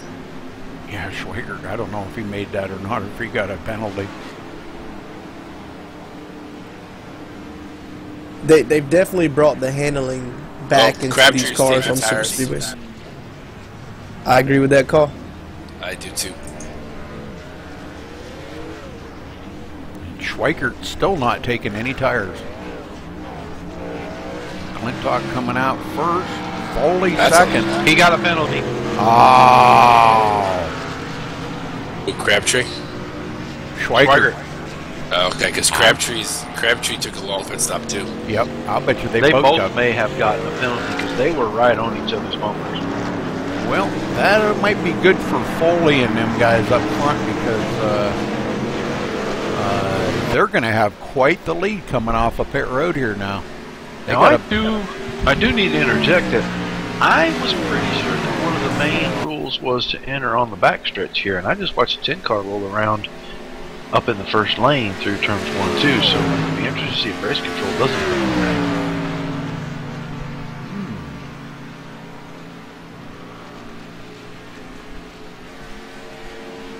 I think something must have happened there because he is slowing coming down through here and going to have to stop and serve his penalty, I guess. I was wondering if that was going to happen for sure because I was watching these guys. I know what the rules are, and I was watching. And I'll tell you what, Foley is going to get all these guys back to him now because he is 100% by himself. Yep. Yeah, he's out there. His little partner in crime is way back here amongst this this group. Schweikert's in front of Sleich, Gidman, and Sedlick. And Gidman and Sedlick are hooked up, and they are going to be closing in on Schweikert just about any time. That may change some things. Now they still have to pick, right? I am going to look and see. I'm sure they No, have to. they have pitted. Yeah, but are they going to be able to make it the whole way? About 31 laps? No, there's still one more pit stop to go in this race. I was going to say, I didn't think they could make it. Around lap 88, 87. I almost think I would do a short pit here in about another 5 laps, or a short pit, and then run her to the end. You'd never make it. Huh? No, you won't make it. You only get about 18 or 19 laps out of this. Oh. Now we've got 30 laps to go. Okay. I was thinking different, sorry. I was thinking 28 or 29 laps. On a full 16 or 18 gallon cell, you can get about 38 laps. Okay, these guys are going to eat Schweikert for lunch. That's going to put, looks like Nathan Sedlick in second, and Galen Gidman going to roll past Schweikert and put him into third. Well, and the 14 car, Sleich is right there, and if Schweikert hooks up with him, it may give Schweikert a chance to go back to front. Schweikert doesn't really have any serious nose damage. A little bit on that left front corner, but it hasn't affected him the last 40 laps. And the 14, I don't think has any damage. He just got shuffled out. If he does, it's got minimal. That's not even affecting him. And I was going to mention there, I had the same damage a little bit on that left front nose. Didn't seem to affect my car there in the middle stages of the race. So let's say we're going to finish lap 72. We'll check the split when they get to the line, and we'll watch how many laps it takes for these 3-4 cars to eat that gap up on Foley, who's running completely by himself. Right. unless he can get up there with a partner, somebody, even a lap car or something. He is coming up on some lap traffic here. Not sure who that is up ahead. Oh, Crabtree right up ahead of him. Well, he lost 1.5 seconds that lap. Yeah. So 11.5 seconds, and we'll see what it looks like now. Well, if Foley can hook up with Crabtree here, that'll help him. Yeah. I'm sure Crabtree not too happy right now with, he's running clear back in 10th place, 2 laps down because of that penalty. Whoa. That's got to hurt. Yeah, and I know they're my teammates, but Galen and Nathan, yeah, what a job they've done just to be where they're at right now. Both of them gotten multiple incidents as well, and to be there, that's pretty impressive. Stryker just took Sedlick away from Galen, and those two are going to try to make a run and get up here and catch Foley, who now has Crabtree, and they are in tow. We'll see what happens here. We're going to see them probably all pit on the same lap again. Sure. Yeah, it'll be close. It looks like Thomas Keene has taken his car behind the wall, so we're down to 12 vehicles out here on the track. David Rattler, the last one out there, 15 laps down, has caught clear up to 12th place just by going back out and turning a few more laps. I tell you, this hasn't been a better night for the IWCR, that's for sure, from our restrictor plate race. Well, you know, it's like we always say, you know, we know the big one's going to happen, we just don't know when. Yeah. And tonight was just exceptional. I mean, it took out a bunch of cars, and you know, normally we don't see that. I guess it was just too early in the race that the cars were still all bunched up, and that's why it took out so many. If it would have happened, well, the fact that it happened at the front of the big pack is pretty much the reason why I think it took so many cars out. Exactly.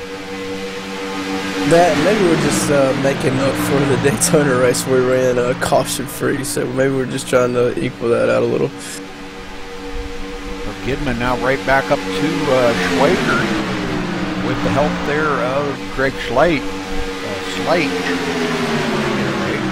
Chehalis and Butterworth are right behind them, and they are closing on these guys. This is going to be a 6-car tango, and they're probably going to be able to run down the leaders fairly quickly.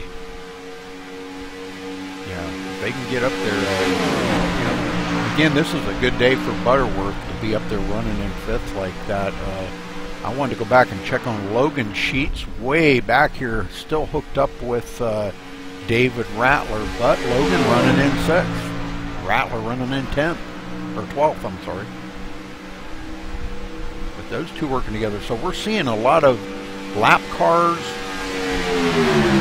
working with lap down cars right now because it's so mixed up. Foley working with Crabtree out there. I am watching and the speeds down the backstretch. This group of 6 is about 4 miles an hour faster at the end of the backstretch than Foley and Crabtree. So there's no doubt they're catching. Yeah, they just gained 3/10 on that last lap.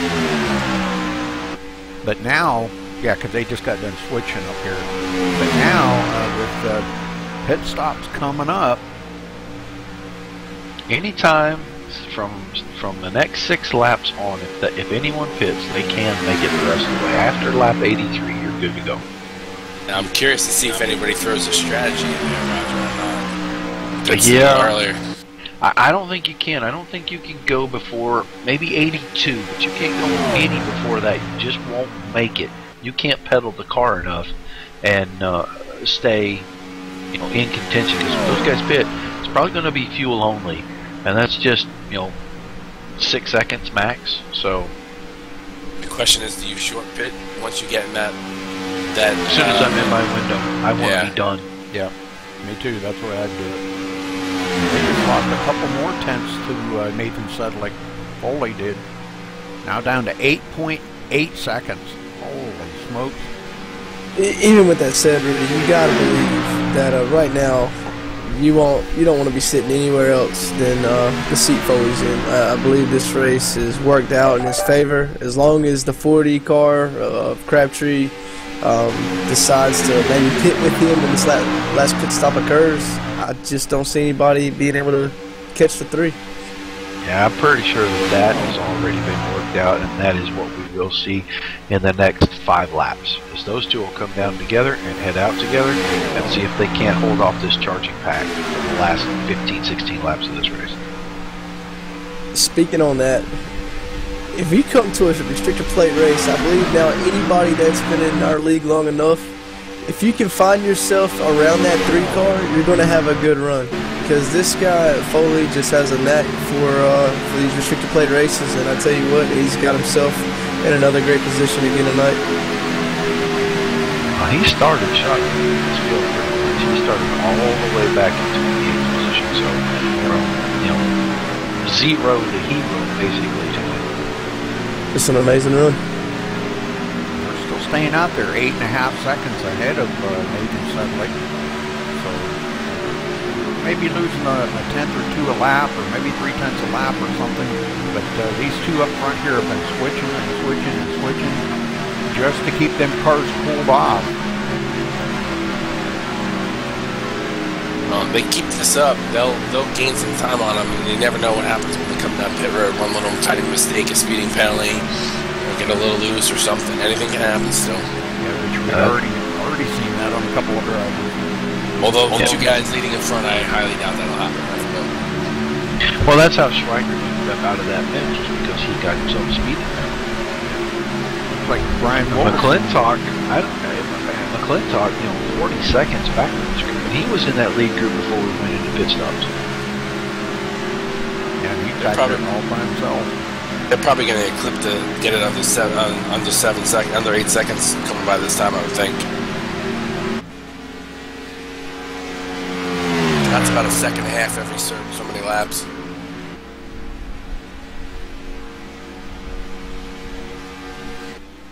I just think when we get to pit stops is when we're going to see something that's going to change this race, especially in the second the chase pack. Yeah. Something there is what's going to basically decide the outcome of this race. Because the front 2, they've got their strategy mapped 100% out, I promise you. Those 2 work together really well. They communicate with each other very good. I know they drive for different teams, but they just understand what the other one needs and wants, and that's what they do for each other. But they won't make any mistakes.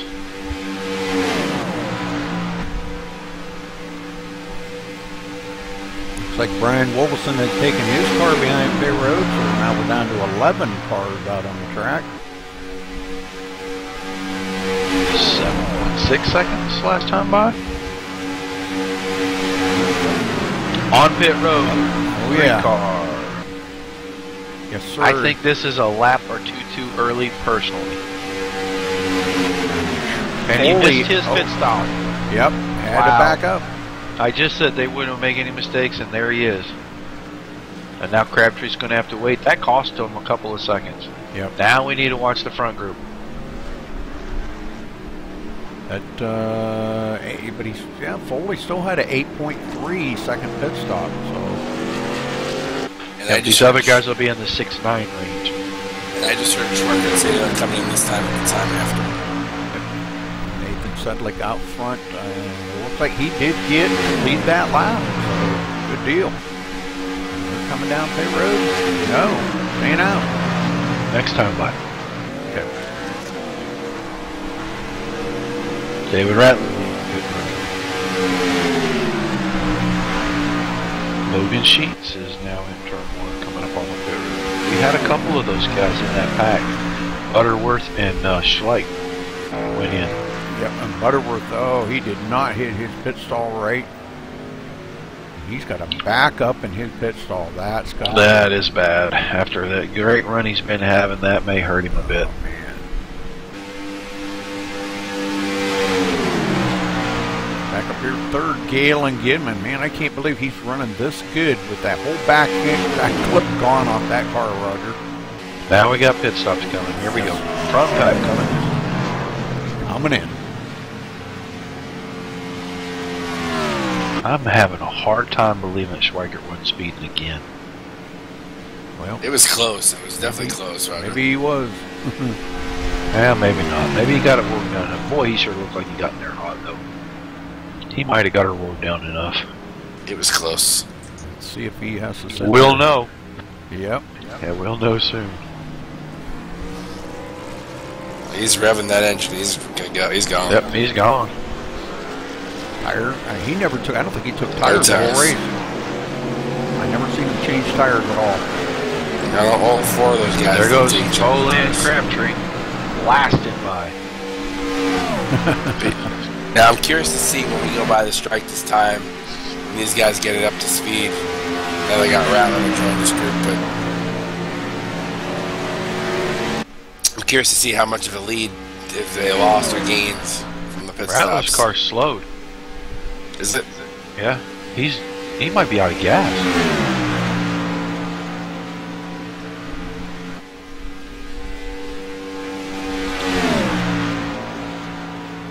Alright, I'm on. Either that or he was waiting for somebody. I'm on Foley here to see how far it's going to be back to Schweikert once he crosses the line.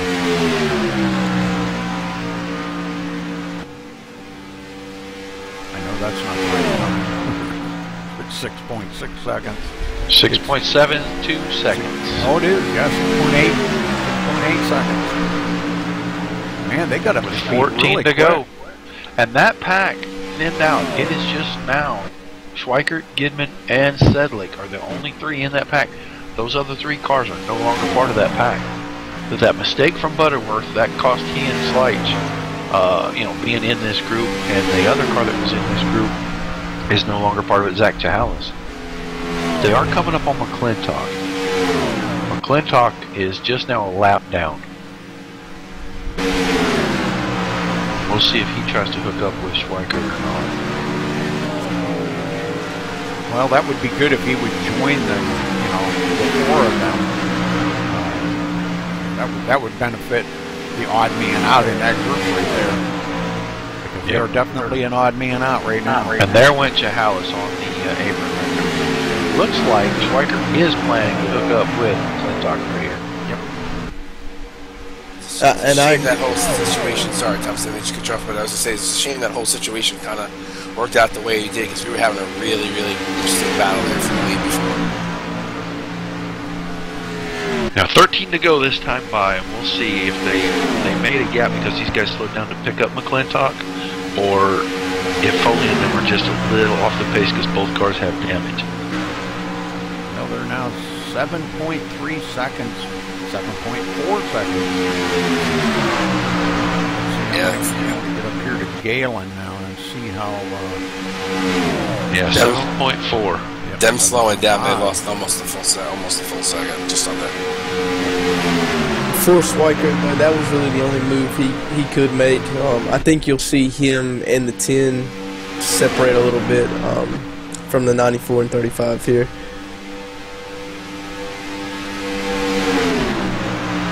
Well, that may be the gap that Foley needed so that he and Crabtree can stay hooked up, and he may come home with this win because of that move right there by those guys. Yeah, that was definitely probably the game changer for Foley. that was the game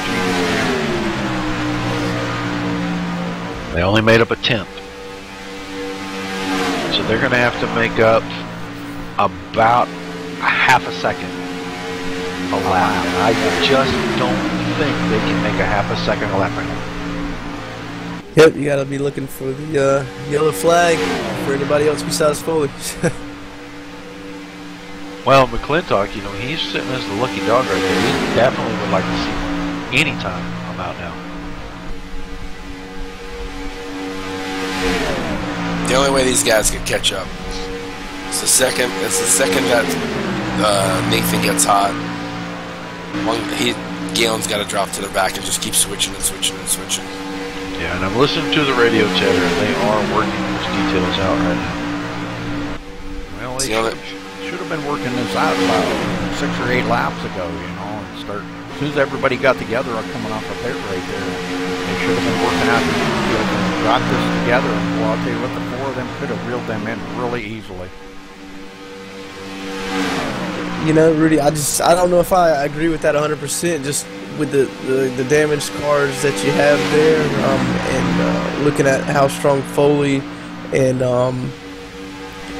Crabtree have been by themselves. I know how fast me and Crabtree were to walk down that lead pack there early in the race. I just never saw them catching them in the first place.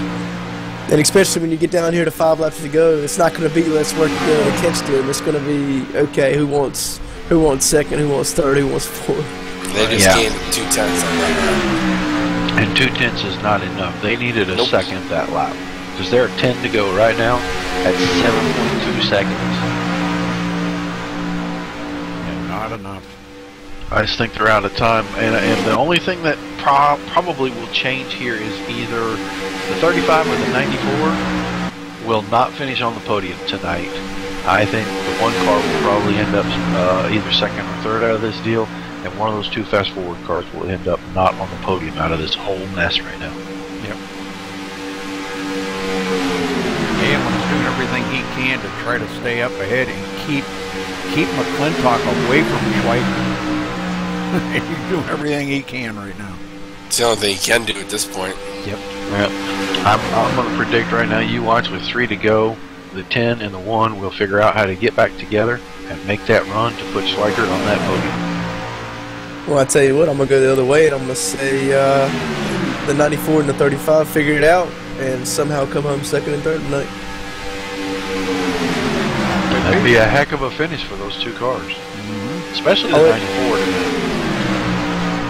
Not that we didn't have enough wrecks tonight, but I would love to see the 4 of them wreck right at the start-finish line. Oh, no. No more wrecks. No more wrecks. Make it exciting. The battle. And that may very well happen because of those positions. That may very well happen. Well, all these cars, most of them going to the junkyard anyway, so... Right. I stuck around this long. This led me to exciting finish for second to fourth. Oh, and the 10 and the 1 are already hooked up, and we have 8 laps to go. So, I don't think they can catch the other guys, and in a lap or so, they're going to just abandon the hope of it. They're going to just start battling for second and third. Everybody likes to get on that podium. They want to get into the broadcast with an interview post race, and it's a really big deal to do that here. Finish on the podium at this Friday Night League, and they're going to do what they got to do to get those podium finishes. Absolutely, I think this is going to be interesting. Right now, Galen and Nathan, all they can just try to hold that bottom line and try to run as smooth as they can. Push, Nathan push when he can, and just enough to keep that car cool in case McClintock and Schweiker make that last ditch effort to try to get by them.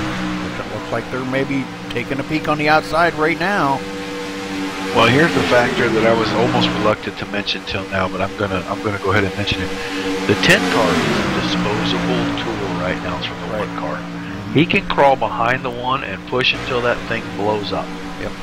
And it does not hurt his finishing because he may lose 1 or 2 spots, but it will not kill him. But if he can help his teammate get a podium finish, I promise you he'll blow that car up to do it. And see, and I think right now, this was a plan right here to try to break up Galen and Nathan. I think Tyler and John right there are trying to put them 2 up to make it to where Tyler is going to be able to hook up with Schweiker on probably the last lap.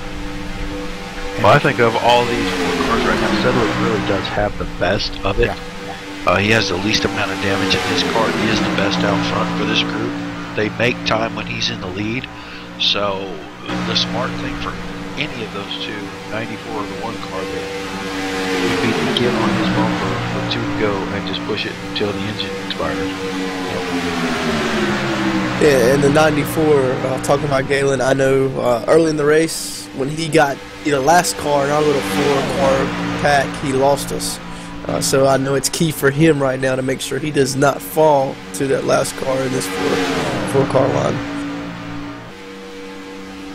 Shame, we're going to run 96 laps here. Let's say it's a shame we don't have another 20, because I actually think these guys will catch them. Yeah, they've cut it down to under 6 seconds now, so yeah, catching them they could have done pretty easily. if we had 20 laps to go. Plus, you'd have had another pit stop, which could have changed some things up. But I mean, we're seeing a great battle for second, third, and fourth. I feel like the 3 car probably has this win locked down, so we'll focus on these guys until the last lap or so. But it's the podium. That's where our race is at right now. They just got another 4/10 on that lap too. Yeah, I think they probably leaders. They probably Johnny did a little switch in there. I think he is hard on right now. Hard on Patrick's rear bumper, and I'm telling you, pushing the daylights out of him right now. Try to anything he can do to keep that car out ahead of them. By a good margin to make sure he gets this win. 3 to go this time by. Down to 5 seconds. Not enough time though.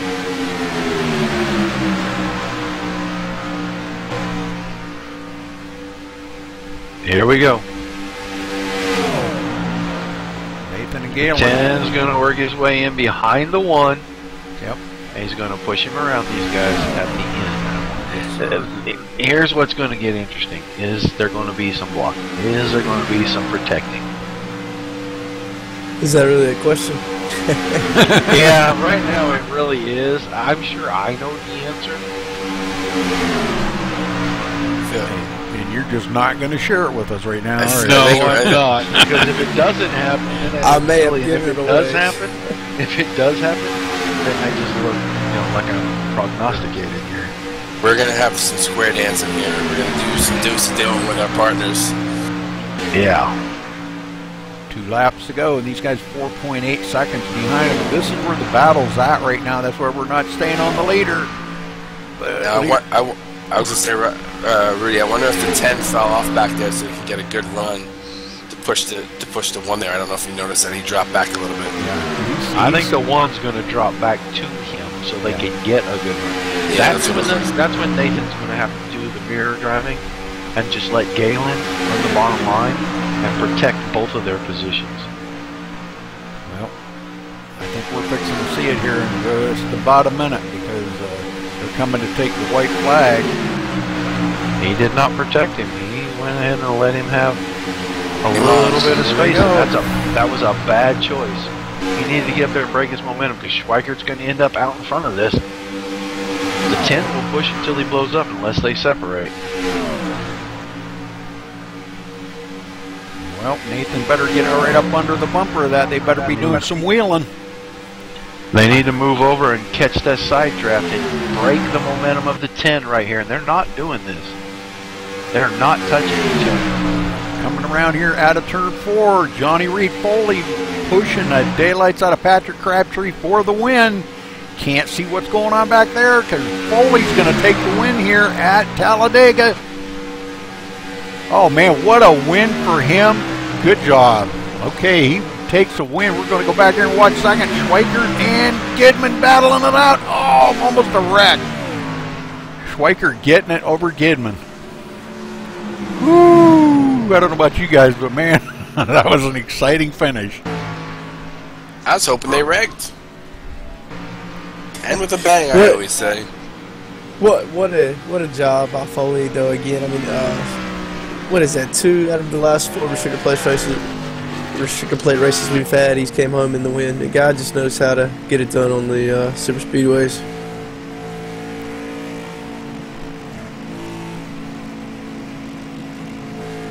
Well, new paint for him tonight and a win. He might want new paint every Friday.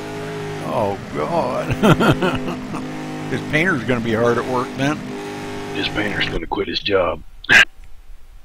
All right, Johnny Reed Foley winning here at Talladega. Good job. Congratulations to him. I think we need to start getting some of these guys up into the booth here with us, Roger, and we'll talk to them. Oh, we'll get Foley going crazy. Guys. I'll let you have your replays here, your interviews. All right, let's see if we can get Foley. Where the heck is he? I don't even see him. You see him? I got him. Okay. 2, 3. Johnny Reed Foley. You got a copy? Hey, Rudy, how we doing? Hey, I'm doing all right, but probably not as good as you. You bring it home in the victory lane tonight here at Talladega. God, tell us about that race out there, and how did you manage to keep that thing up there and battling, you know, not battling, but racing with Patrick Crabtree for this win? It was really, really hard. People think it was so easy just because he come back and helped me. I could not have won this race without Patrick Crabtree, you know, no doubt about it. That is but right. Ultimately, what was a huge assistance to me was that I was able to get some damage fixed. We had killer pit stops that helped us on and off pit road. Didn't make any mistakes in speeding, nothing stupid like we had at Daytona earlier this season, and just did everything right. And it kept us in a good position. Ultimately, Patrick just come back to help us. He was putting himself in the best position for him as well with the wave to get back on the lead lap. So we did all we could for him, and I'm glad that he helped me, man. Well, we had a few mistakes on pit road there. We don't know exactly what happened to Patrick Crabtree, but John Schweikert did get a speeding penalty on pit road and had to serve that, and I think that's what cost him the race today, and you know, which we'll get to talk to John here in a minute. But you know, you played it smart. You stayed out there. We seen you did go through your pit stall one time, Johnny, and had to back up, which cost you a couple extra seconds, but you managed to get back out there.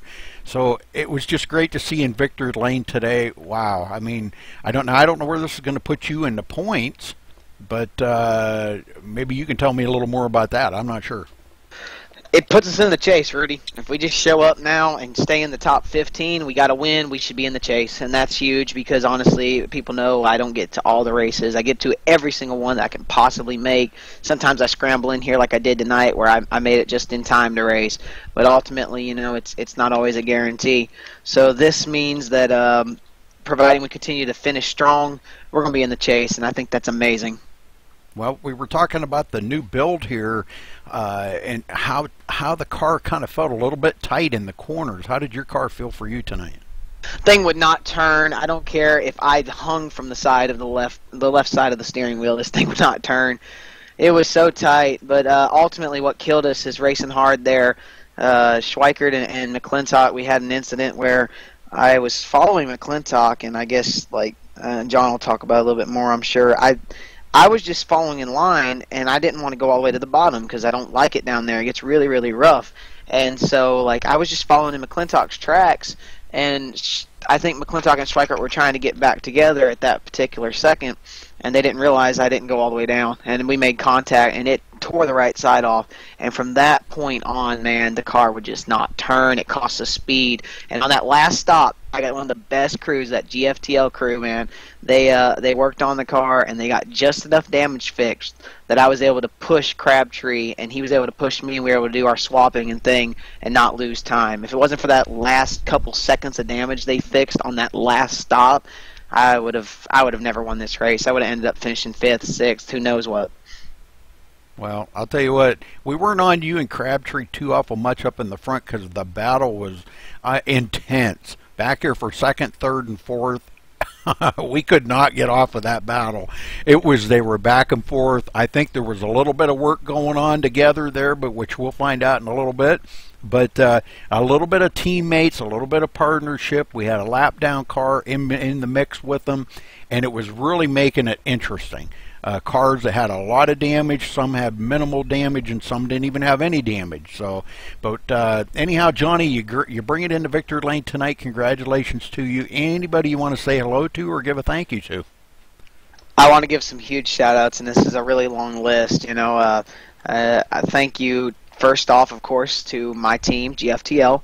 I love racing with these guys. I hate that we're kind of disbanding at the end of the year, but nevertheless, I love racing with them. It's awesome. And Roger Wagner in here being a great driving coach and crew chief for me. A lot of the times he's taught me a lot of things, and he's really helped me out. And ultimately, what also helps out is, you know, Patrick Crabtree. Can't forget him. He was a huge, huge asset coming back and working with me. He's a good friend, and that meant a lot to me that he was willing to do that. And I'm sure I'll find a way to repay the favor. And also all those guys at PSRG. They're really good people, too. I really appreciate them. And guys like, you know, McClintock and Schweikert, for being so hard. Galen and Nathan too. It's not easy to win. It's not easy to beat these guys, and you need help. Sometimes it's in the form of a setup. Sometimes it's in the form of a drafting partner. But it's good to have guys like that to race, that are going to race you as hard as possible and really make you work hard, best driver you can. And when you actually are able to get fortunate enough to finish ahead of them, you know, it's something special, and you'll remember it for a long time.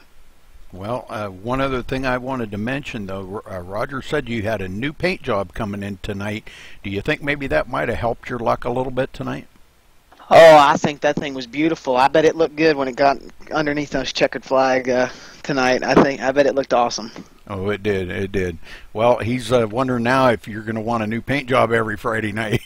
No, I'm a firm believer. This may sound really, really weird, but I always feel like if you have good luck with the car, you should run it for a while. That's why that Kickstart car I was running for the longest time, Roger Paint. We had such success with that machine, and it's a special one, and we just so many good races with that thing. Just couldn't pull off a lot of wins. We always just seemed to come up short-handed at the end.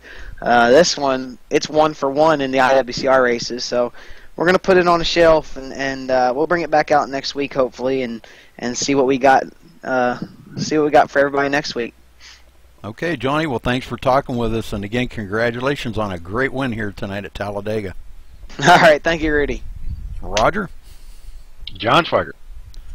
Yo, what's up, brother? It's a third tonight. I watched you do it. How bad does that sting? You know, it stings, but it's a kick in the nuts. But you regroup, it goes away, and you move on to the next race. Not much you can do.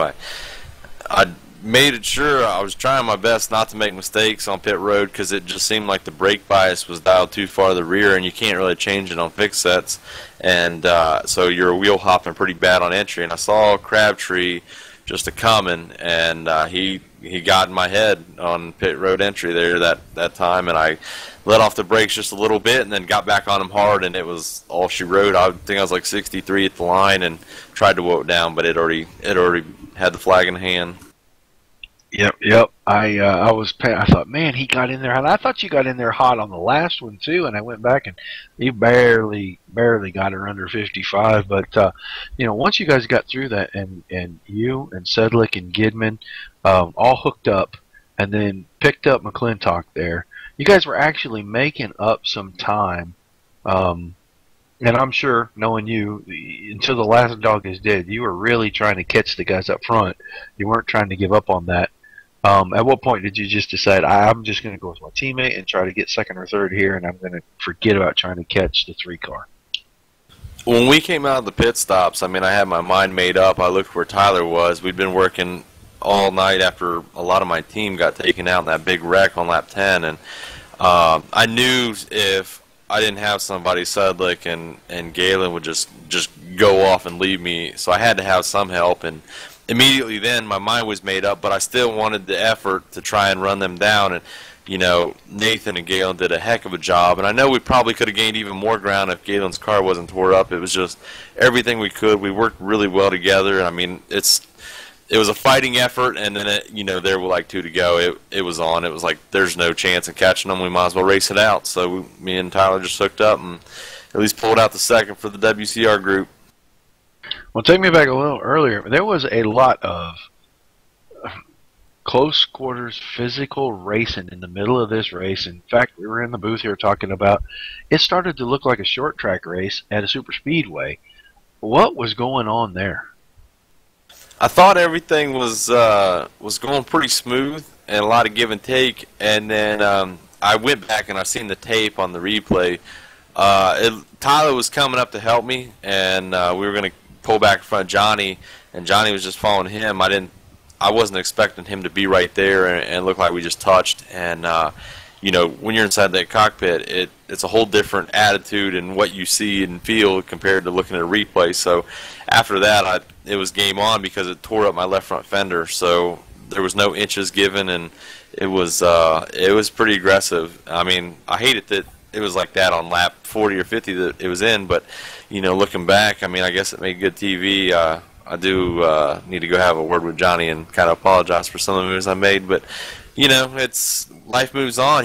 definitely drove a great race, no mistakes, and deserves a victory. So definitely big congrats to him. Well, I'm sure there's several fans. I know your brother. We got a chance to chat with him before we went on the air. I'm sure he's probably still watching. So if you got anybody else you want to say hello to or give a shout out to, now's your moment.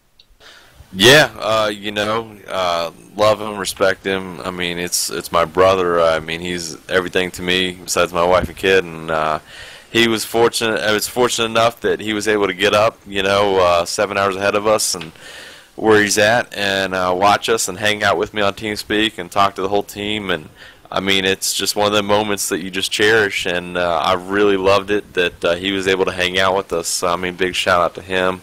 Kind of like my guardian angel riding with me, you know, tonight. It was kind of really fun. Thanks to my team. Thanks to you guys. You and Rudy do an outstanding job week in and week out with this series and the truck series. I mean, it's just so much fun to go back and watch them. You know, sometimes I watch them 2 or 3 times, and big shout out to all the admins. They do a pretty damn good job here, and just have a lot of fun with all the racers too. Galen, Nathan, big shout out to them. I mean, I really raced good with them tonight and earned a lot of respect out of me. All right, buddy. Well, congratulations on second place again, and man, I look forward to seeing you guys every week. And you know, you're one of the guys that we do keep an eye on for sure up here in the booth, and see if we can get a chance to chat with you again next week, man. Sounds good. Maybe we'll throw something together for tomorrow night and go have a blast at California in the trucks.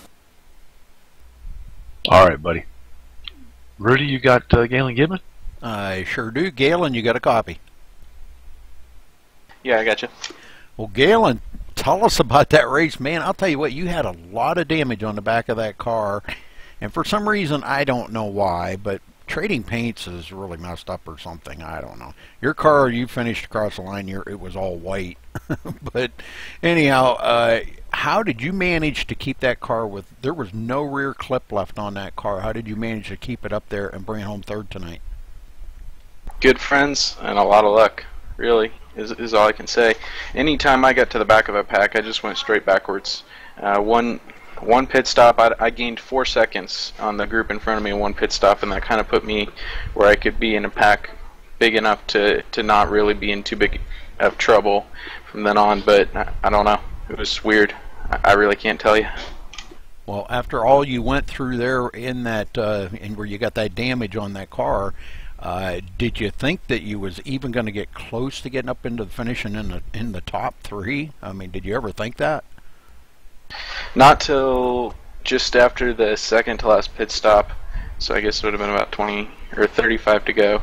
I saw that Tyler had gotten his penalty, Schweiker had sped in the pits, and then I realized that would leave Johnny alone, and right then I immediately thought win, but you know, he got Crabtree to come help him out, and yeah, it's frustrating, but I would have done the same thing if I had been Foley or Crabtree. So it's frustrating to be on this side of it and see a lap car play in such a big role, but I would have done the same thing. So it's just, you know, one of those deals. Mm-hmm. Well, you guys had a lap car working with you there for quite a while, and Butterworth was up there with you, McClintock, which was a lap down, you know, so it kind of threw a little bit of a curve into it all the way around. You know, we were watching the 4 of you racing there, you and Nathan, Tyler, and John, and that looked like a blast. You guys were just shuffling it around, and I'm sure probably trying to keep your cars cooled until that last lap, and then, you know, make every, you know, last ditch effort to try to get up there for the maybe for the second or third place.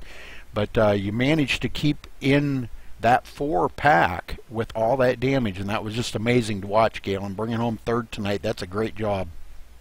Thank you. To be honest with you, it wasn't fun at all. From lap 9, it was that race was just not fun.